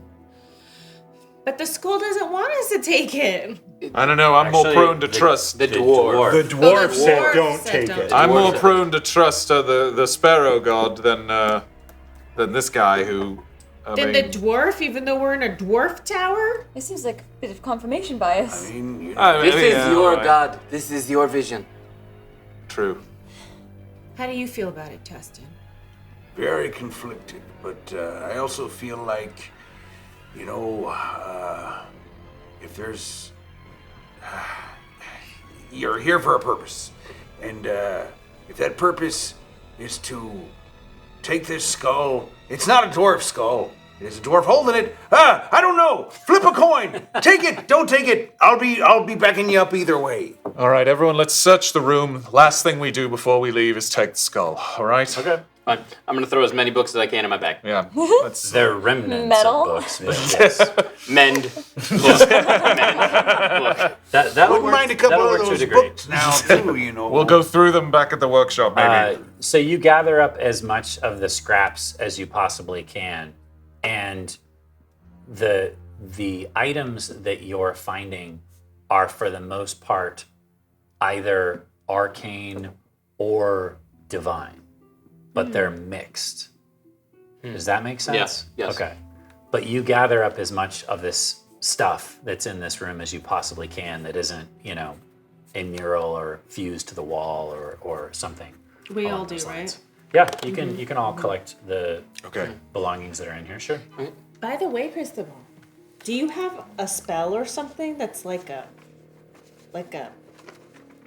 lovely box that will protect the skull and keep it protected, but also protect us. No, that would be really useful, though. I know. Okay, I just thought I'd check. There are these things out there in the world called bags of holding. If you had one of them, you could just throw the skull in there and The money zip for it up. things like Right. that. That would be the thing. That would be nice. Where can we? Okay, all right. Take the skull. Everybody get out. Are you gonna take Sure it? about I'm gonna that? take it. I'm pretty fast. Okay. What do you You think? are? You think something's going to explode? I don't know. That guy holding it doesn't seem like he'll be very happy when I do it. I've been on my fair share of adventures to know. I feel like when you grab that skull, I think that ancient dwarf's gonna come to life. He doesn't want you to have it. I feel like we should be here and be ready for it. All right. I guess everybody draw, all right, draw the sword. Val will hold the sword at the chest like of this. the dwarf. We're Yeah, so we're very tight. All right, we'll turn this thing into a pincushion. Come on, If it Cristobal, moves, get it together. If it moves, stab it. 3, 2, 1. Oh dear. Okay, so as soon as you grab the skull, 3 things happen simultaneously. 1, all of the ice in all of the windows shatters. Oh no! And ice cold water Oh my comes gosh. rushing into the room. You now know that whatever spell had been cast, you'd probably know this too, has now been ended. Yep. And that spell probably froze everything in place. Everything. The ice, the tower, all of the creatures, possibly even the creatures that you found frozen in blocks of ice back in the cave when you first started this adventure. All of it cracks, breaks, and unfreezes. The dwarf that's immediately in front of you comes to life for a moment, starts to reach for the skull and reach for you, I stab him in the and then chest. shatters into pieces. Oh. And you see this spirit pour out of it and then pass into the wall and then streak back into the room, pass through the wall, and then streak back into the room. In other words, it's flying through the area that you're in. The third thing that happens is you hear a horrific moaning sound coming from above you. Oh god. And you hear the scraping of bone and ice. Those 7 guys. Roll for initiative. Oh my god. 7 guys just came to life. You just had to have that skull. On the I bright did- side, we can just float up to the top. Oh, that's nice. On the dark side, Anybody got any we advantages? don't have anywhere to take shelter. Do we have any? Right now it's just Saint. Saint, you got advantage from Gateway Guy. Thank you, Gateway Another Guy. nat 20. Wow. And this is what? initiative. Do I have to your roll dex. disadvantage on initiative? Yes. Yeah. Because it's a skill check, technically? Yeah, it's an ability check, 18. 23. yeah. You want me to write these down? Yes, please. Okay. For right now. So, anyone got above a 20? Yeah, me. 23. 21. Nice. Okay, so 23 Val, 21 Tustin, 18, KoKo. 18 KoKo. Did you roll for them? Not yet. Okay. I got a 15. That is 14. Okay, so then Saint, and then we'll just say them. What about Cristobal? He's at a 6. Awesome. Is that everybody? Yes. Okay. Val, you're up first. Uh, You can tell by the amount of water that's rushing in through these windows that this room will fill in a matter of seconds. okay, and the rope is still leaning down into this room? I'll be nice and say that you took 2 lengths of rope, tied them together because she wanted to do all of her fancy knots and what have you so that you could climb out. So you have 2 lengths of rope going all the way out. Because otherwise, You're a welcome. 150-foot you. length of rope wouldn't have been enough Sure, to get all sure, the way sure. down here. Okay. Yeah, Val books it up the rope because if he hears things coming down, he doesn't. He wants to be kind of on the front line of that. Okay, So go ahead and make a. Or do you want to do this? Yeah, make a climb check or a athletics check. You have advantage because of the knots and Thank you. it's rope. That's an 18. Yeah, you're easily able to move your speed, half your speed up the rope. I'm sticking the skull in my bag and climbing up the rope. So that uses 20. It's double movement, so it uses 20 feet of your movement. You have 10 left. Great. So. You can clearly hear above you in the hatch that you have the rope coming down. And the rope keeps going up. Yes, and you can hear up there. Okay, even though the rope keeps going, I will stop on the second floor and keep my sword drawn and wait to see. I'm gonna hold my action to see if anything comes down. I'll hold an attack. Okay. Yeah. You also notice when you're in this middle room that the mural starts to move. Oh no. And you see the swords and the shields moving back and forth, almost as if they've come alive. Oh no. They're not necessarily attacking you. They're like warring with each other, kind Correct. of. Ooh. The murals have essentially animated Right. themselves. All right. Have you ever been to, Disneyland? Sure. It's kind of like that. Okay, got it. Moving. It's like the Hall of Presidents. It's part of part of the art of the mural. Cool. I mean, awesome. It's very impressive. If it wasn't something above Val you. just kind of like, oh, that's kind of cool. And All right. Next is Tustin. I'm gonna shimmy up that rope. All right. Make an athletics check with advantage. 14. Easily able to climb the rope to the second level, and you get up there and you see I'll give it Val help. sort of pointing his sword at the top. I think those things are coming and down. you also can hear. I pull out my crossbow. So that as soon as something comes over that opening, I'm firing it at. Great. So I'll hold my action as well. KoKo. Can I ask, is water skin, that's just like when it rains, I'm like, okay? Or what is water skin? A water skin is like a bag that holds water. It's like a canteen. Oh. I was hoping, I was like, ooh, that'd be cool if I could swim really well. It's just an item.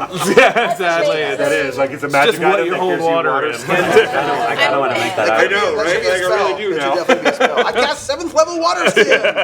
Yes, please. So what do you want? wait, What are you sorry. doing? You are on this bottom. Okay, so third floor. so the ropes, they've shimmied up them, but is it still hanging down? Or is Yeah, this- oh yeah, it's still okay. you're able to pull climb it the up. rope. Well, Stay down there, all of you. I didn't, I swear. I feel like KoKo would stay and make sure everybody got out.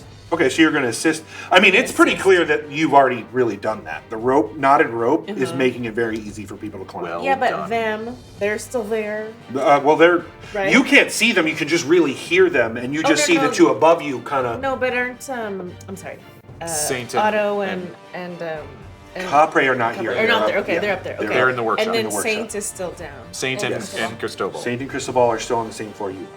Can I swim? They can climb the Elephants rope. can swim. Go! Okay. Sorry. I guess I'm gonna climb. Yeah, all What right. else can I So do? make an athletics check with advantage. Doesn't make sense to go out the window. Definitely Not not. into the water. saying, if Not I that you had- could. There's so much Yeah, the pressure pressure from so much. coming there Right. wouldn't even If allow I you had to. a water skin, it'd be excellent. Oh shoot! This thing came apart You again. roll the other dice. Yeah, roll it. That's so fun. You do have advantage. You have too. advantage. Yeah. Oh, okay. What am I? Athletics. What is this for? Athletics. Okay. Oh, it is +1. So 15. Absolutely able to use 20 feet of your movement to get to the top. Okay. You still have 10 feet of movement, and you have an action. When you get up there, you see Tustin and Val are clearly sort of waiting for something to come through the hatch above them, and you can hear from above you.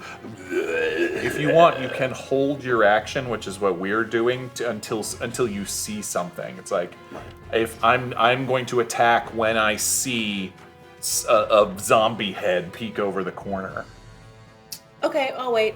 Okay. Okay. Do you want to draw a weapon, or what do you want to hold? Yeah, I'm gonna draw my bow. Right. So you're readying an action to attack something that comes through the hatch. Yes. Perfect. Dope. So you're staying down? Yeah. No, Okay. she's Oh, in the I'm middle sorry, level I'm with sorry. us. You made it up. Okay. Yeah. Next is Saint.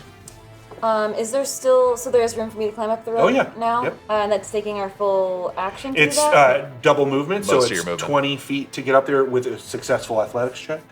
So, which so if yeah, I you're would take my climbing- action? No, not your action. No. Oh, Yeah. You part of your movement. okay. Yeah. Okay, so athletics check. Yes. I'm glad I'm not With- the with advantage. only one who's Okay. confused. I mean, No, yeah, I it's I on. certainly could take your action from you if you'd like. Yeah, no, thank you. Happy to. Thanks.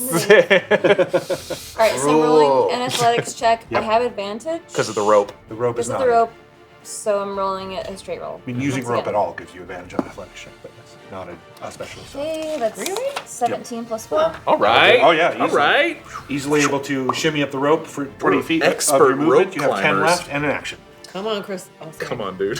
So, what's the lay of the land on the second level before I start casting? It's basically a clear floor except for the metallic murals on the wall. because Better not moving. Because the 7 figures are above, Right. Yes. Correct, on the first floor. and I've used my full movement to get to the second level. You have 10 feet of movement left. You could climb up half the rope to the next level. Well, I wouldn't want to block anybody, so I'm gonna cast Shatter above me. On what specifically? On can I see any of the frozen? Not yet. You can't see any of the actual things. You can hear them, but you can't see them through the hatch yet. So Shatter doesn't necessarily destroy what I cast on it. It's just it's a sudden loud ringing noise. It And there's does no point to cause damage to things that are To frozen or constructs glass or, yeah. Yeah. wood or metal or stone.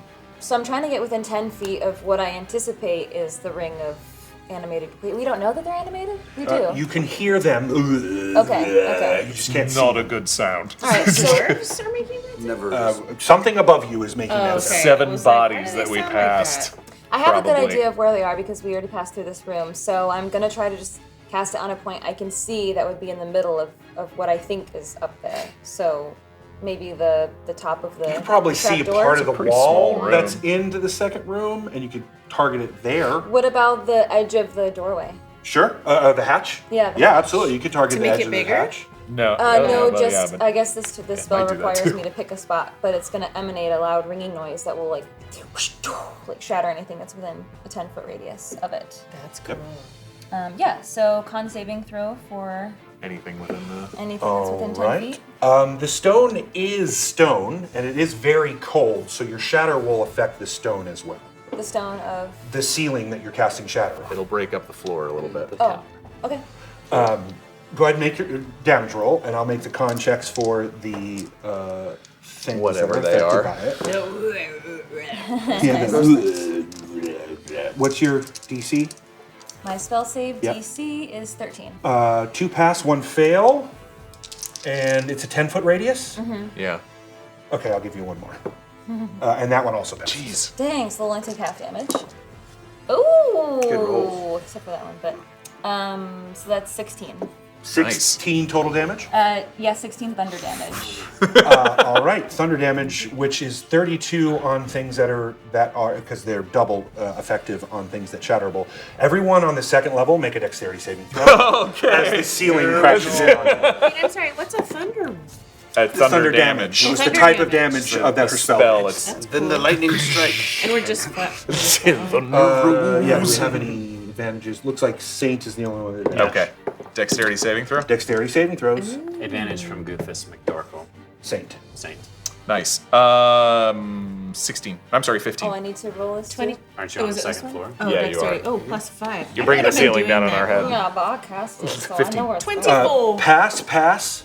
Oh, you're on the third floor. 8, baby. Fail. Constitution saving throw? No. Dexterity. Dexterity? 7 throw. Oh, I can roll at advantage because it's saving throw, right? Yep. Yeah. Okay. Well, that's pretty good. Well, because you have advantage from Goofus McDorkle. Goofus McDorkle. Yeah. Oh, well. Oh, But your exhaustion doesn't apply to right, saving throws. Right. So 19 plus. Nice. So the only one who fails is Tustin. Sorry, buddy. Tustin, a very large stone drops on top of you, pinning you to the ground. Oh, no. It appears to be much heavier than you could alone probably push off of you. You take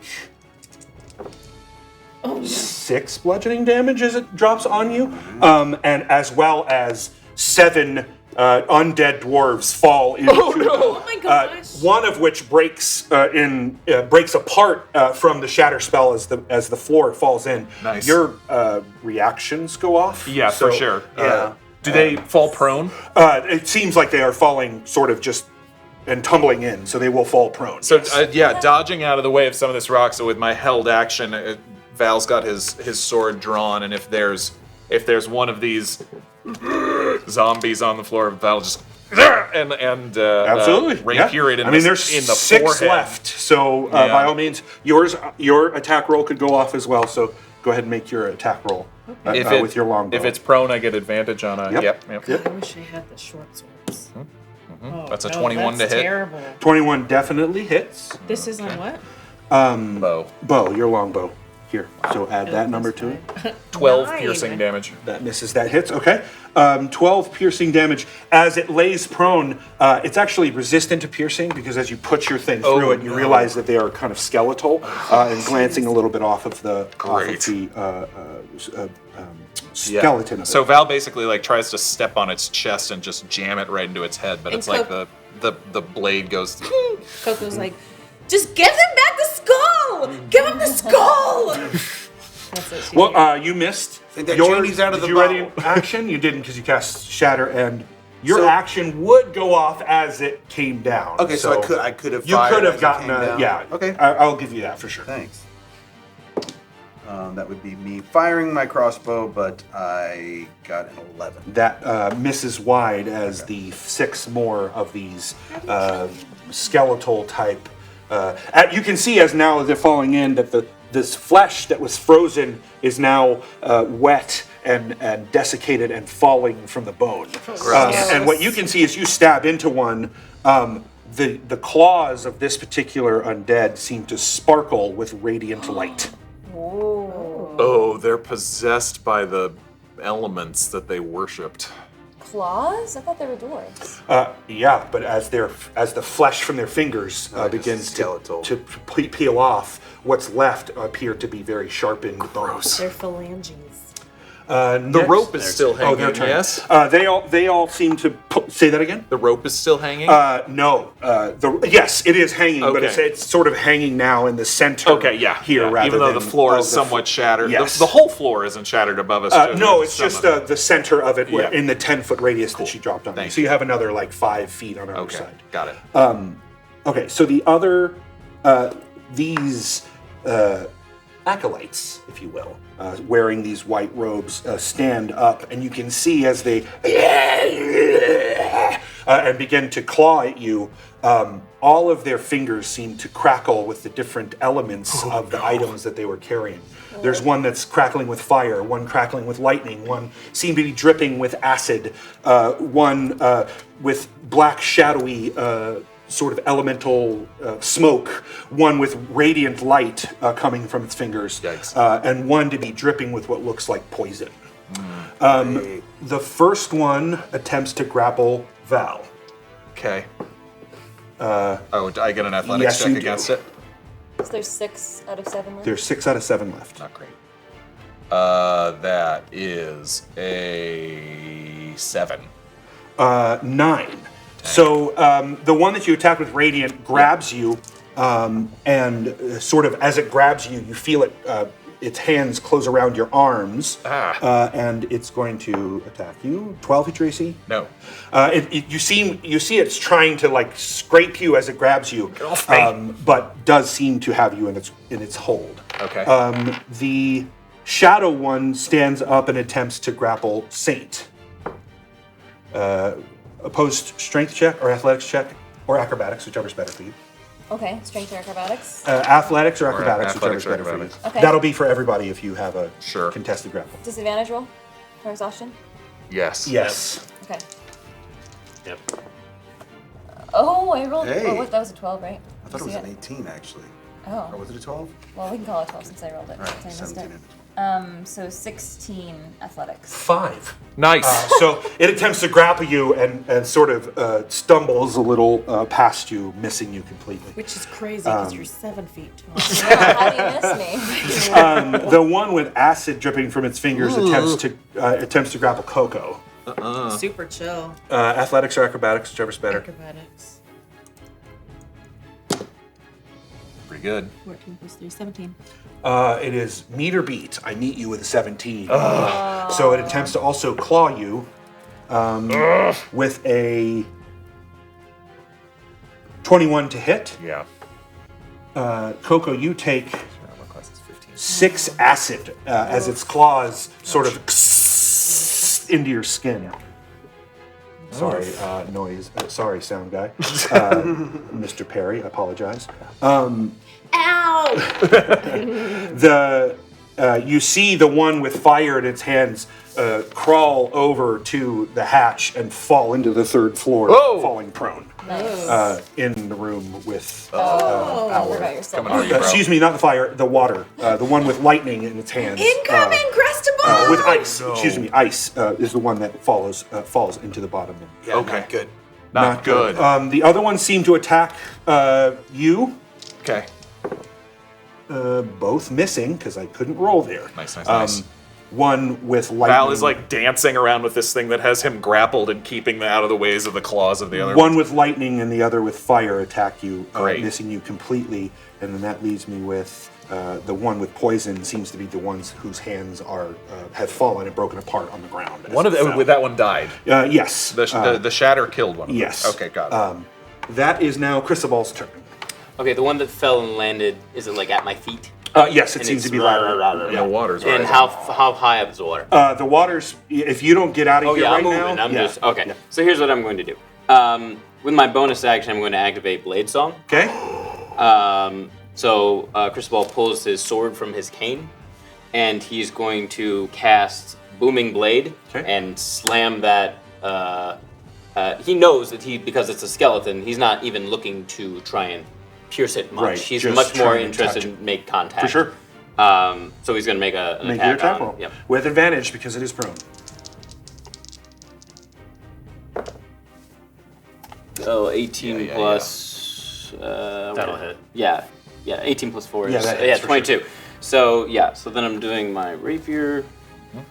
1d8 plus, which is 9 points of damage. Okay. And Reduced. Yes. And it's so booming blade, so it's glowing. I'm then going to hustle up the rope. Okay. That with will movement. make an athletics check. Sure. Advantage. At advantage. Yep. At Because advantage. you're using a rope. Got this. If I get out of the room. Yeah, probably, right? Yeah. Good. 13? Yeah, easily. All right, cool. You get the feeling that this knotted rope was a really good idea. Yeah. So I have High five, five KoKo. Oh, sorry. I have an additional I'm 10. busy. You saved my us. skin is burning. Right. So I have an additional 10 feet of movement. Right, yeah. So I want to keep going. Yeah, you absolutely can get straight into make another athletics check at advantage. Wow. Oh, and you already used your action, yes? Yeah, you did. Yeah. Yeah. That's 13. You're also able to climb up onto the first level. The first thing that you notice when you get to the first level is it appears that the storm is no longer happening outside. Blizzard. Thank God. See, taking the skull was good. The storm's done and hurry up! Is what I'm going to say. I told you. Val, Okay. it's your turn. On your turn, the spirit comes into the room, gets right up in your face. You will never leave. It's your turn.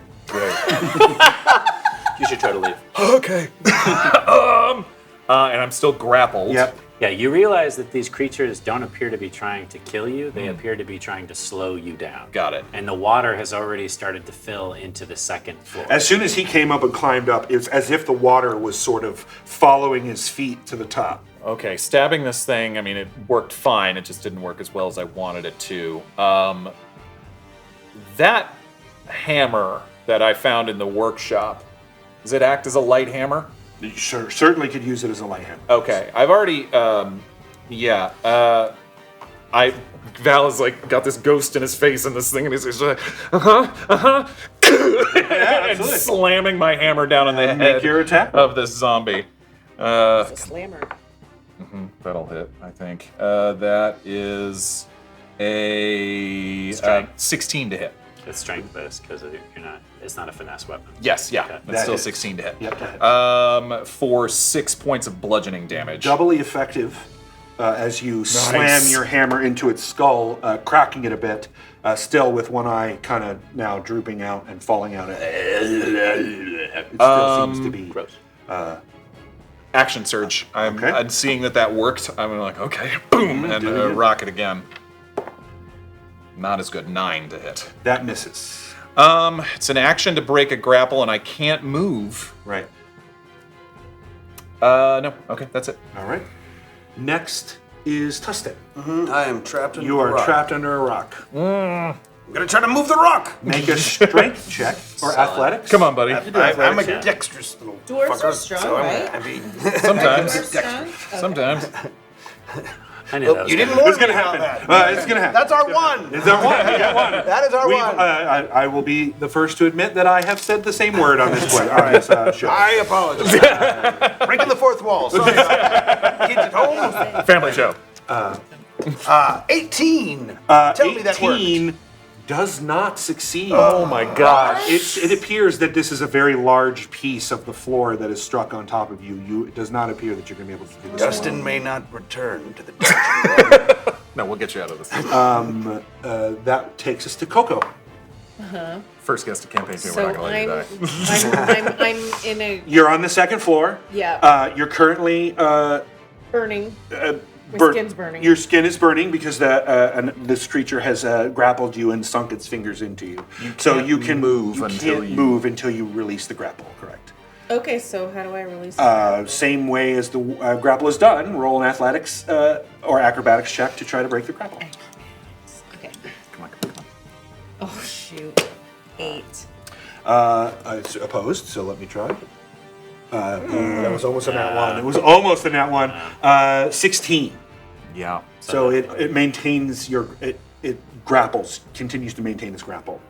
Okay. You can still take an action. Right. You just can't move because it's holding on to you. You can Okay, attack it. I would like to headbutt it. Oh, sure. Okay, make Nice. an Yes. attack roll. Is your head finessable? No. Okay. I mean, have you met KoKo? You see KoKo's hair. Maybe if you were a monk. Oh, okay. Headbutting Okay. zombies. So what is this? I love it. You're gonna roll Unarmed strike. Unarmed strike. I'll give you. I think you're proficient with your. Yeah. there it Yeah, is, right there. unarmed. Yeah. Okay.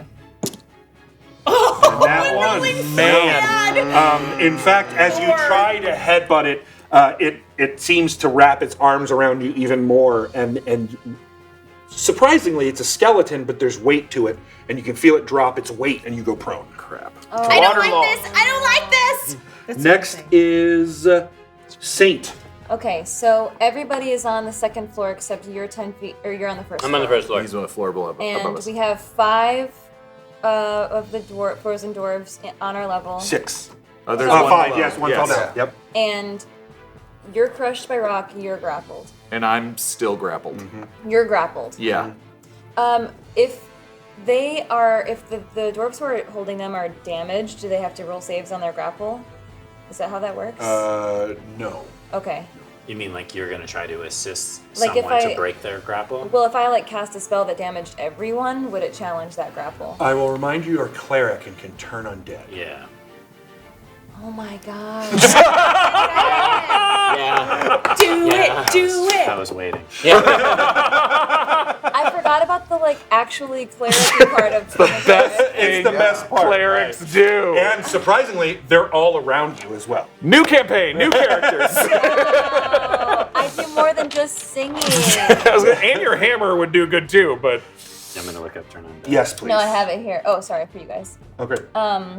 Action. Each undead that can see or hear you within 30 feet must make a wisdom saving throw. If it fails, it is turned for 1 minute. What does turned mean? Like they have to go bye-bye? It's like they're turn. feared. Yeah, Yeah. they turn away. They run from They have you. to run from you. Oh. Do you sing real loud? What happens? You know what? I've played clerics before. I've never used this feature. So- It is like the main feature of a cleric. man, but if you don't fight undead sometimes, Fair there's no enough, use for it. Look, Brick never saw Jason an undead. doesn't believe it. I love this. Okay, cool. Yes, I will be doing that. But first, I will use my bonus action, because that's an action, to cast Shield of Faith on KoKo. Nice. So a golden glow will surround KoKo, and you now have a +2 bonus to your AC. Armor class now 17. Oh my which is gosh, awesome. thank you. Yeah, you For like look the next minute. like you're in trouble, so Okay, thanks. you're welcome. And then I will present my holy symbol, and I will turn the undead. All right. They will make. Fingers crossed. What is the god you revere? Aitha? Well, that means that they roll their wisdom saves at disadvantage. Why? Wow. You don't know. Okay, so the first one it's is elemental? 12. Is it against my spell save DC? Yes. 13 is my spell save. Okay, so that first one fails. Second one fails. Yes. Third one fails. Yes. fourth one succeeds. Okay.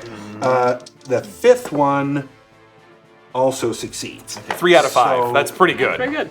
It is. What about It is Radiant, which is the one that's got you grappled. Okay. It succeeds, and Yeah, technically the one. Acid, in the water, one that has you grappled, also succeeds. What? Or do they have to see her though? what about the Yeah. ghost? What about, Oh yeah, the and ghost what does about the get a one in save, the water? Yeah, the one on the floor below I us. think it has to see her, Okay. right? Yeah. To see or hear you. Oh no, so then that one will My holy also. symbol is my beautiful singing Very, voice, very- So. Little known thing about skeletal undead is they can't climb ropes, so it's not really an issue. But it's, you can see it kind of. I mean, that's good to know. you good just start to know. swimming deeper. Kicking Learn them something so new hard. every The day. ghost Not good with ropes. fails. Yes. Get Get out of here. and flies through the wall, disappearing from your view. So, at a certain number of points, is it level or She's Does it not say? high enough level Not high enough to do that. damage. So Okay. right now Level they're just 5. going to flee as far as they can, So it seems that a lot of them start to, and they can't move other towards than her radiant, or make reactions. right? Other than the Awesome. radiant one that's got you grappled and the Awesome. acid one that has you grappled, they begin to move towards what looks like the hatch and falling into the bottom floor. Awesome. Where the water Nice. is. Nice. So all of them except for the two that are The 2 that grappled. have Okay. us, which is That just is unlucky, huge help. but still amazing. I'd like to think that she's holding out that sparrow feather that she grabbed as she does this. Seems And I appropriate. assume some sort of song there. Does that end your turn, Saint? You have movement. You do have movement. You could go up the rope. We still have a guy trapped. No, I'm gonna stay on this level. This level's gonna flood if you don't go up this rope right now. Yeah, my boy's under a rock. He's gonna drown. Then you will also start to drown as well. Just so you know. I'm Just so you know. staying to save Perfect. my new friend. Next is them. The one that fell apart, that fell into the ground, the bones begin to shake and roll towards one another, and it's just click, click, click, click, great. click, click, click, click, and it and attacks you, Saint. Oh, great. Opposed grapple checks. Great. So strength. Yes. Athletics or acrobatics, whichever's better for you. This is a save or a skill? Skill check. Anytime anyone gets Disadvantage. grappled, you're using either athletics or acrobatics. Okay. Disadvantage. Disadvantage. I think it's a +4, so 16. It was a 6. Nice. So it seems to go at you, but stumbles past you. The radiant one attempts to attack you, Yeah. missing, and the acid one attempts to climb on top of you, and it seems to put its claws on your face, about to dig its thumbs into your eyes. I am guessing that a 23 hits you. Oh my goodness. Shield of Faith is good, but not that good. I've never and you fought take- so poorly. You take 8 acid damage. Oh, no. Oof. All right, now it's Cristobal's turn. I see you struggling under. Cristobal, as you're standing there seeing that the storm is gone, someone, Capre, the face of Capre, seems to come over and say, "Hurry! The gnolls are here!" Oh, okay. Great. Just making sure. Under a rock, someone's on top of Grappled. her. Someone's holding him, and someone is just that missed her. Tried right? to attack Trying her, to, tried but missed failed. Definitely dying over here. Yeah. I'm going to try and cast grease on the ground around the Nice. rock. Yeah, so I'm You casting. can cast it on a surface, so you could even cast Yeah, it so on cast the it rock on the rock itself. then. So I'm casting grease on the rock that's pinning him down. Slippery rock. Just a butter Lovely. Lovely. So you sort of duck your that's head good. in and cast grease on Right. the thing and Smart. That's so cool. Great. Split. Anything else? You have That's movement. my action. Was that dedicated to Olivia Newton-John? Oh, too Peace. soon. Rest in peace. No, you're right. It was amazing. Yeah, because none of my other bonus actions. Cantrips? No. Not really. No. because that's only for that doesn't work. I'm hanging there and I'm saying, come on, everybody, All right. come on. Top of the round, Val. The gnolls are second coming. floor fills with water. All of you that are on the second floor now need to hold your breath to prevent yourself from drowning. So wait, does the guy still have me grappled? Yes. So we're what's happening is the tower is starting to sink down into the lake. So are we raising to the top of the? Right now, you are not. Anyone Okay. who's not grappled or pinned, so you begin to start to float to the top of this level. But when you say skeletons are very light, As I mentioned earlier, they seem to be very heavy for being skeletons. It wouldn't take my action to try and break the grapple, or it would. We have been saying it does not. Okay. First thing I will do is try to break the grapple. Okay. Is that since we're underwater, are we both rolling at disadvantage, or how does that work? No, because it's just opposed strength checks. Okay, here. got it. Athletics or acrobatics. Yes. 16 acrobatics. Okay, and 11. Okay, yeah. So you're able to, yeah. and easily move to the. You can float to the top. If I'm underwater whacking this thing on the hammer, head on the hammer, It's on the your head. attacks are at disadvantage because it is not a finesse weapon. So then I will literally try to push off him over to Saint and Tustin, and even if I can charge my shoulder into this now slippery I mean, it's rock. very clear that Tustin's just going to slip right out Okay, from got the it. rock and float to the top. All right, then I will. I'll use my action use my movement to swim up to the top. Okay. And then, dang it, KoKo. Well, we're still down here too. I know. Saint's waiting to help. Okay. You see her waiting to help. Okay.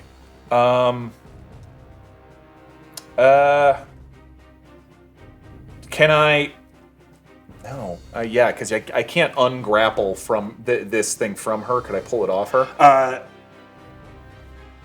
You haven't used your action yet, so yeah, you could. Yeah. you could Okay. attempt to help That's her. literally what I'm going to try to do. Is So you would still have to remain here. You couldn't float Yes, to the top. right, But yeah. you'll give her advantage on her turn. okay, got it. So yes, I'm trying to get this thing off of you. Help action for KoKo. Got Perfect. cute. All right, next is Tustin. All right, I'm gonna slip out from Yeah, I under mean, you don't the even have to make slippery a rock. check. It's All right, and now I'm going to take out my giant warhammer and hit the other skeleton in the back that's holding her. okay. Make an attack roll at disadvantage. You guys are the best. See, that'll let you drown. Well, I still get a. Come on, Tussie. fellow ranger. Sorry. I still get a 15. Yeah, that's enough for Nice. for you to All right. take your crack at it. So damage. 8 points of damage. Bludgeoning. That's 16 Yes. total Yeah. bludgeoning. You are surprisingly, I think it's just sort of like your heroic adrenaline fills your veins, and you're able to swing this hammer fast enough to sort of cave in the back of its skull slightly. Wow. Next is KoKo. You have Okay. advantage. You have to advantage escape- on your to escape to grapple. What? You have Acrobatics advantage. or athletics. Okay, just roll just roll. acrobatics Okay. or Roll athletics. 2. with advantage. Roll twice to take the higher. Okay. Yeah. That'll do it. 15. Yeah, for sure. Unless you roll a 20. Plus No. your acrobatics. Yeah. Oh, plus 3, 18. 18. So This thing's been whacked in the Oh, yeah. back of the head, and I've got it. 9. So you're easily able to. It's because he assists you that you're able to sort of slip out of its grasp. You have movement and action. Okay. Oh. So nobody else is left down. There's no one else who seems to be grappled currently, and if you all just swam upward and left, it would be out of Okay, here. totally I'm okay. gonna get out. And Great. you know what? I don't know how much movement it took me to get to her zombie, but I would go up the rest Yeah, of the I mean, way you after have that. enough movement to Yeah. get to the surface for sure. Okay. I'm right behind them. Saint, you're the only one now. You're sort of floating at the top here in the second level. It's easy Yeah. for you to just sort of lift yourself I up. see that everybody else is on their way up. I'm climbing out. And you too. can see Capre, and she says, "Hurry, hurry! The gnolls are coming!" Yeah. She will climb out, and just for good measure, she will cast spiritual weapon to have it ready. Nice. That's not concentration, right? No. Okay. So you can get up to the first level, and then you could use your action to cast this, or you could use your next action or movement to climb up the rope out of the sinking tower. So there's you came down to the first level. You're now on the first level, so you have to climb up to the lake. So there's one or more. I can cast. Or you can cast. I'll climb up. Spiritual weapon's a bonus action. Oh, yeah, it's Oh, bonus. you're right. That's Yeah. correct. So Yeah. you could climb up and then cast. Okay. For sure. All right. Next is them. One of them swims towards you, Tustin, the one that you smacked in the back of the head, and attempts to grapple you. Come on. Acrobatics, athletics, Got whichever's it. better. You got this. 16. 6. Yeah. So it again tries to. Clearly, the water is hindering its ability to do so. I totally thought that was Cartwright and Otto this whole time. The last one, the last one comes after you, I'm not impressed. Val. Val, and attempts to grapple you. Okay. Athletics, or acrobatics, whichever's better. 18. 8. Nice. Can't seem to roll right now. Nope. This is the worst I've ever seen. you I know, roll. man. And I started off really well. Clearly, against me, the you're fates doing don't great. want them to drown. So next is Cristobal. Everyone looks like they're free. Everyone's swimming. Everyone's Swimming. Up the rope. Okay, up that rope next to Capre. Yes. We'll get to you in a second. of course. Val, as you're there, you can see the water begins to rise, and everybody on the first floor is now underwater. Okay, then your turn, Val. Then I swim right all the way up. To the- I'll action dash To the lake if surface. need to. Yeah. Perfect. Tustin. Same. Okay. Yeah. And KoKo. Are you going to swim to the surface as well? I am. Perfect. I am also going to. I'm gonna pull out my bedroll so we have something to float with. I mean, you'll be climbing out of the water, so you won't Be even need to standing on float. the Oh, I lake. thought it was all water up there. Yeah, first, but you have enough to get to the surface of the Okay. I lake. appreciate the And it's still callback to the frozen? bedroll. I do. As far as you can tell, currently there is still a lake. Okay. there's not- Capre is standing on something. Right, she's standing Oh, on that's something. true. Okay. Cool. And then Castle. Saint. Yeah, I'm at the top already. So everyone is out. These can't. They seem to be able to swim to the first level, but you're all on the first out. And We close the plug. as Yeah, arguably, I would say even those that pour out onto the surface, you look and you notice that. Remember how I said the ice was kind of weak around the edge of Yeah. the tower? That starts to crack and give way, and the entire tower begins to sink underwater. So when you get to the surface, you immediately dive off of the stone that you were standing on to get to solid ice, and you skid across the ice, and with Otto and Capre's help, or whoever gets out first, Cristobal, they pull you away from the edges of the ice as that tower sinks away.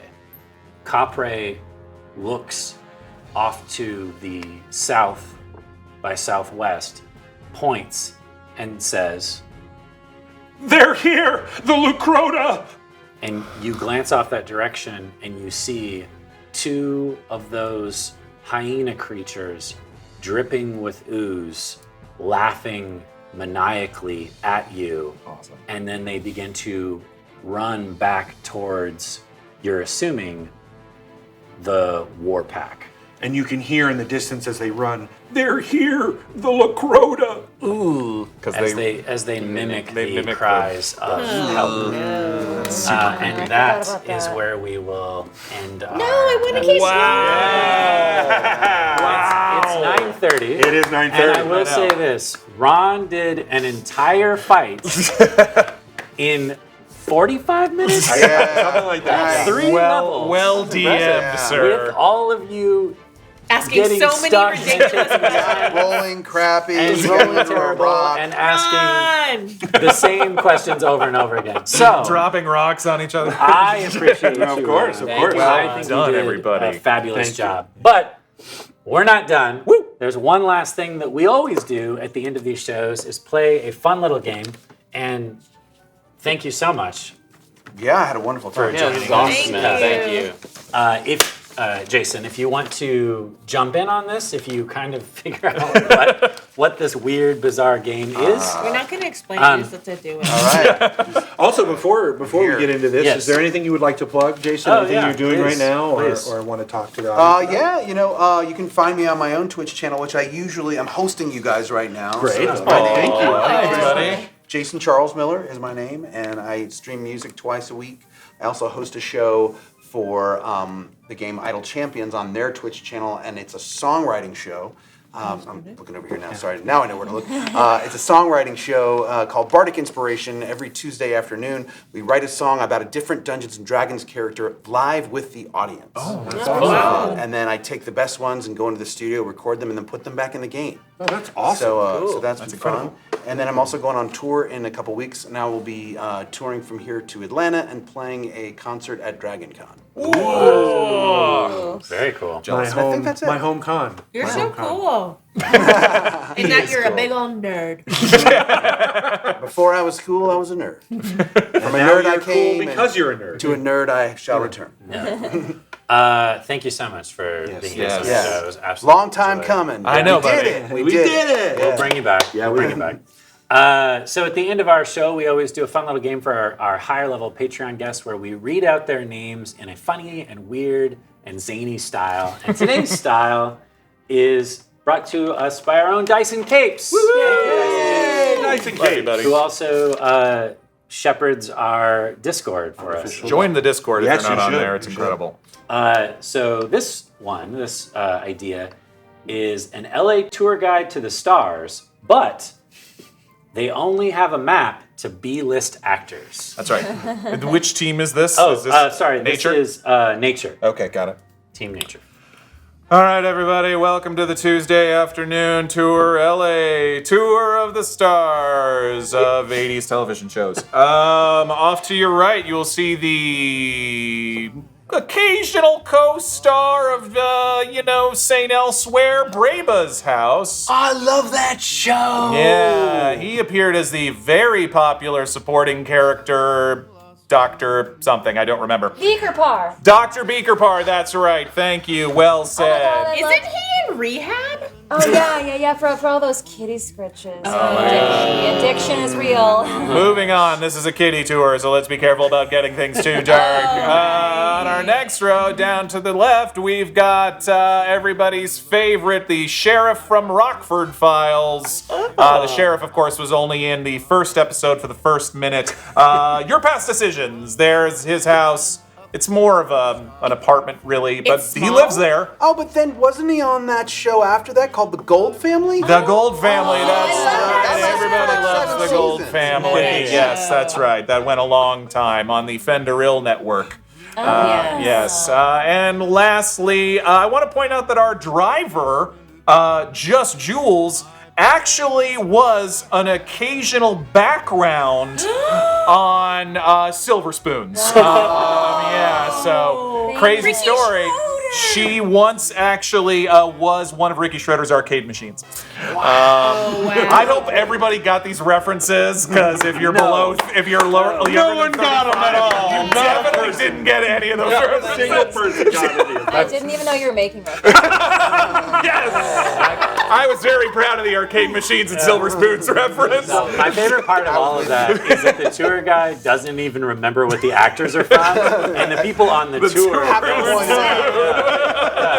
That's very Hollywood. Indeed. Very Hollywood. All right, great job. So for Team Cosmos, we have Olaf Thunderstep gave us this idea. Good name. Trying to explain to your dog why it can't eat what fell on the floor. And the dog can be a character as well. I'm just throwing that out there. Okay, buddy.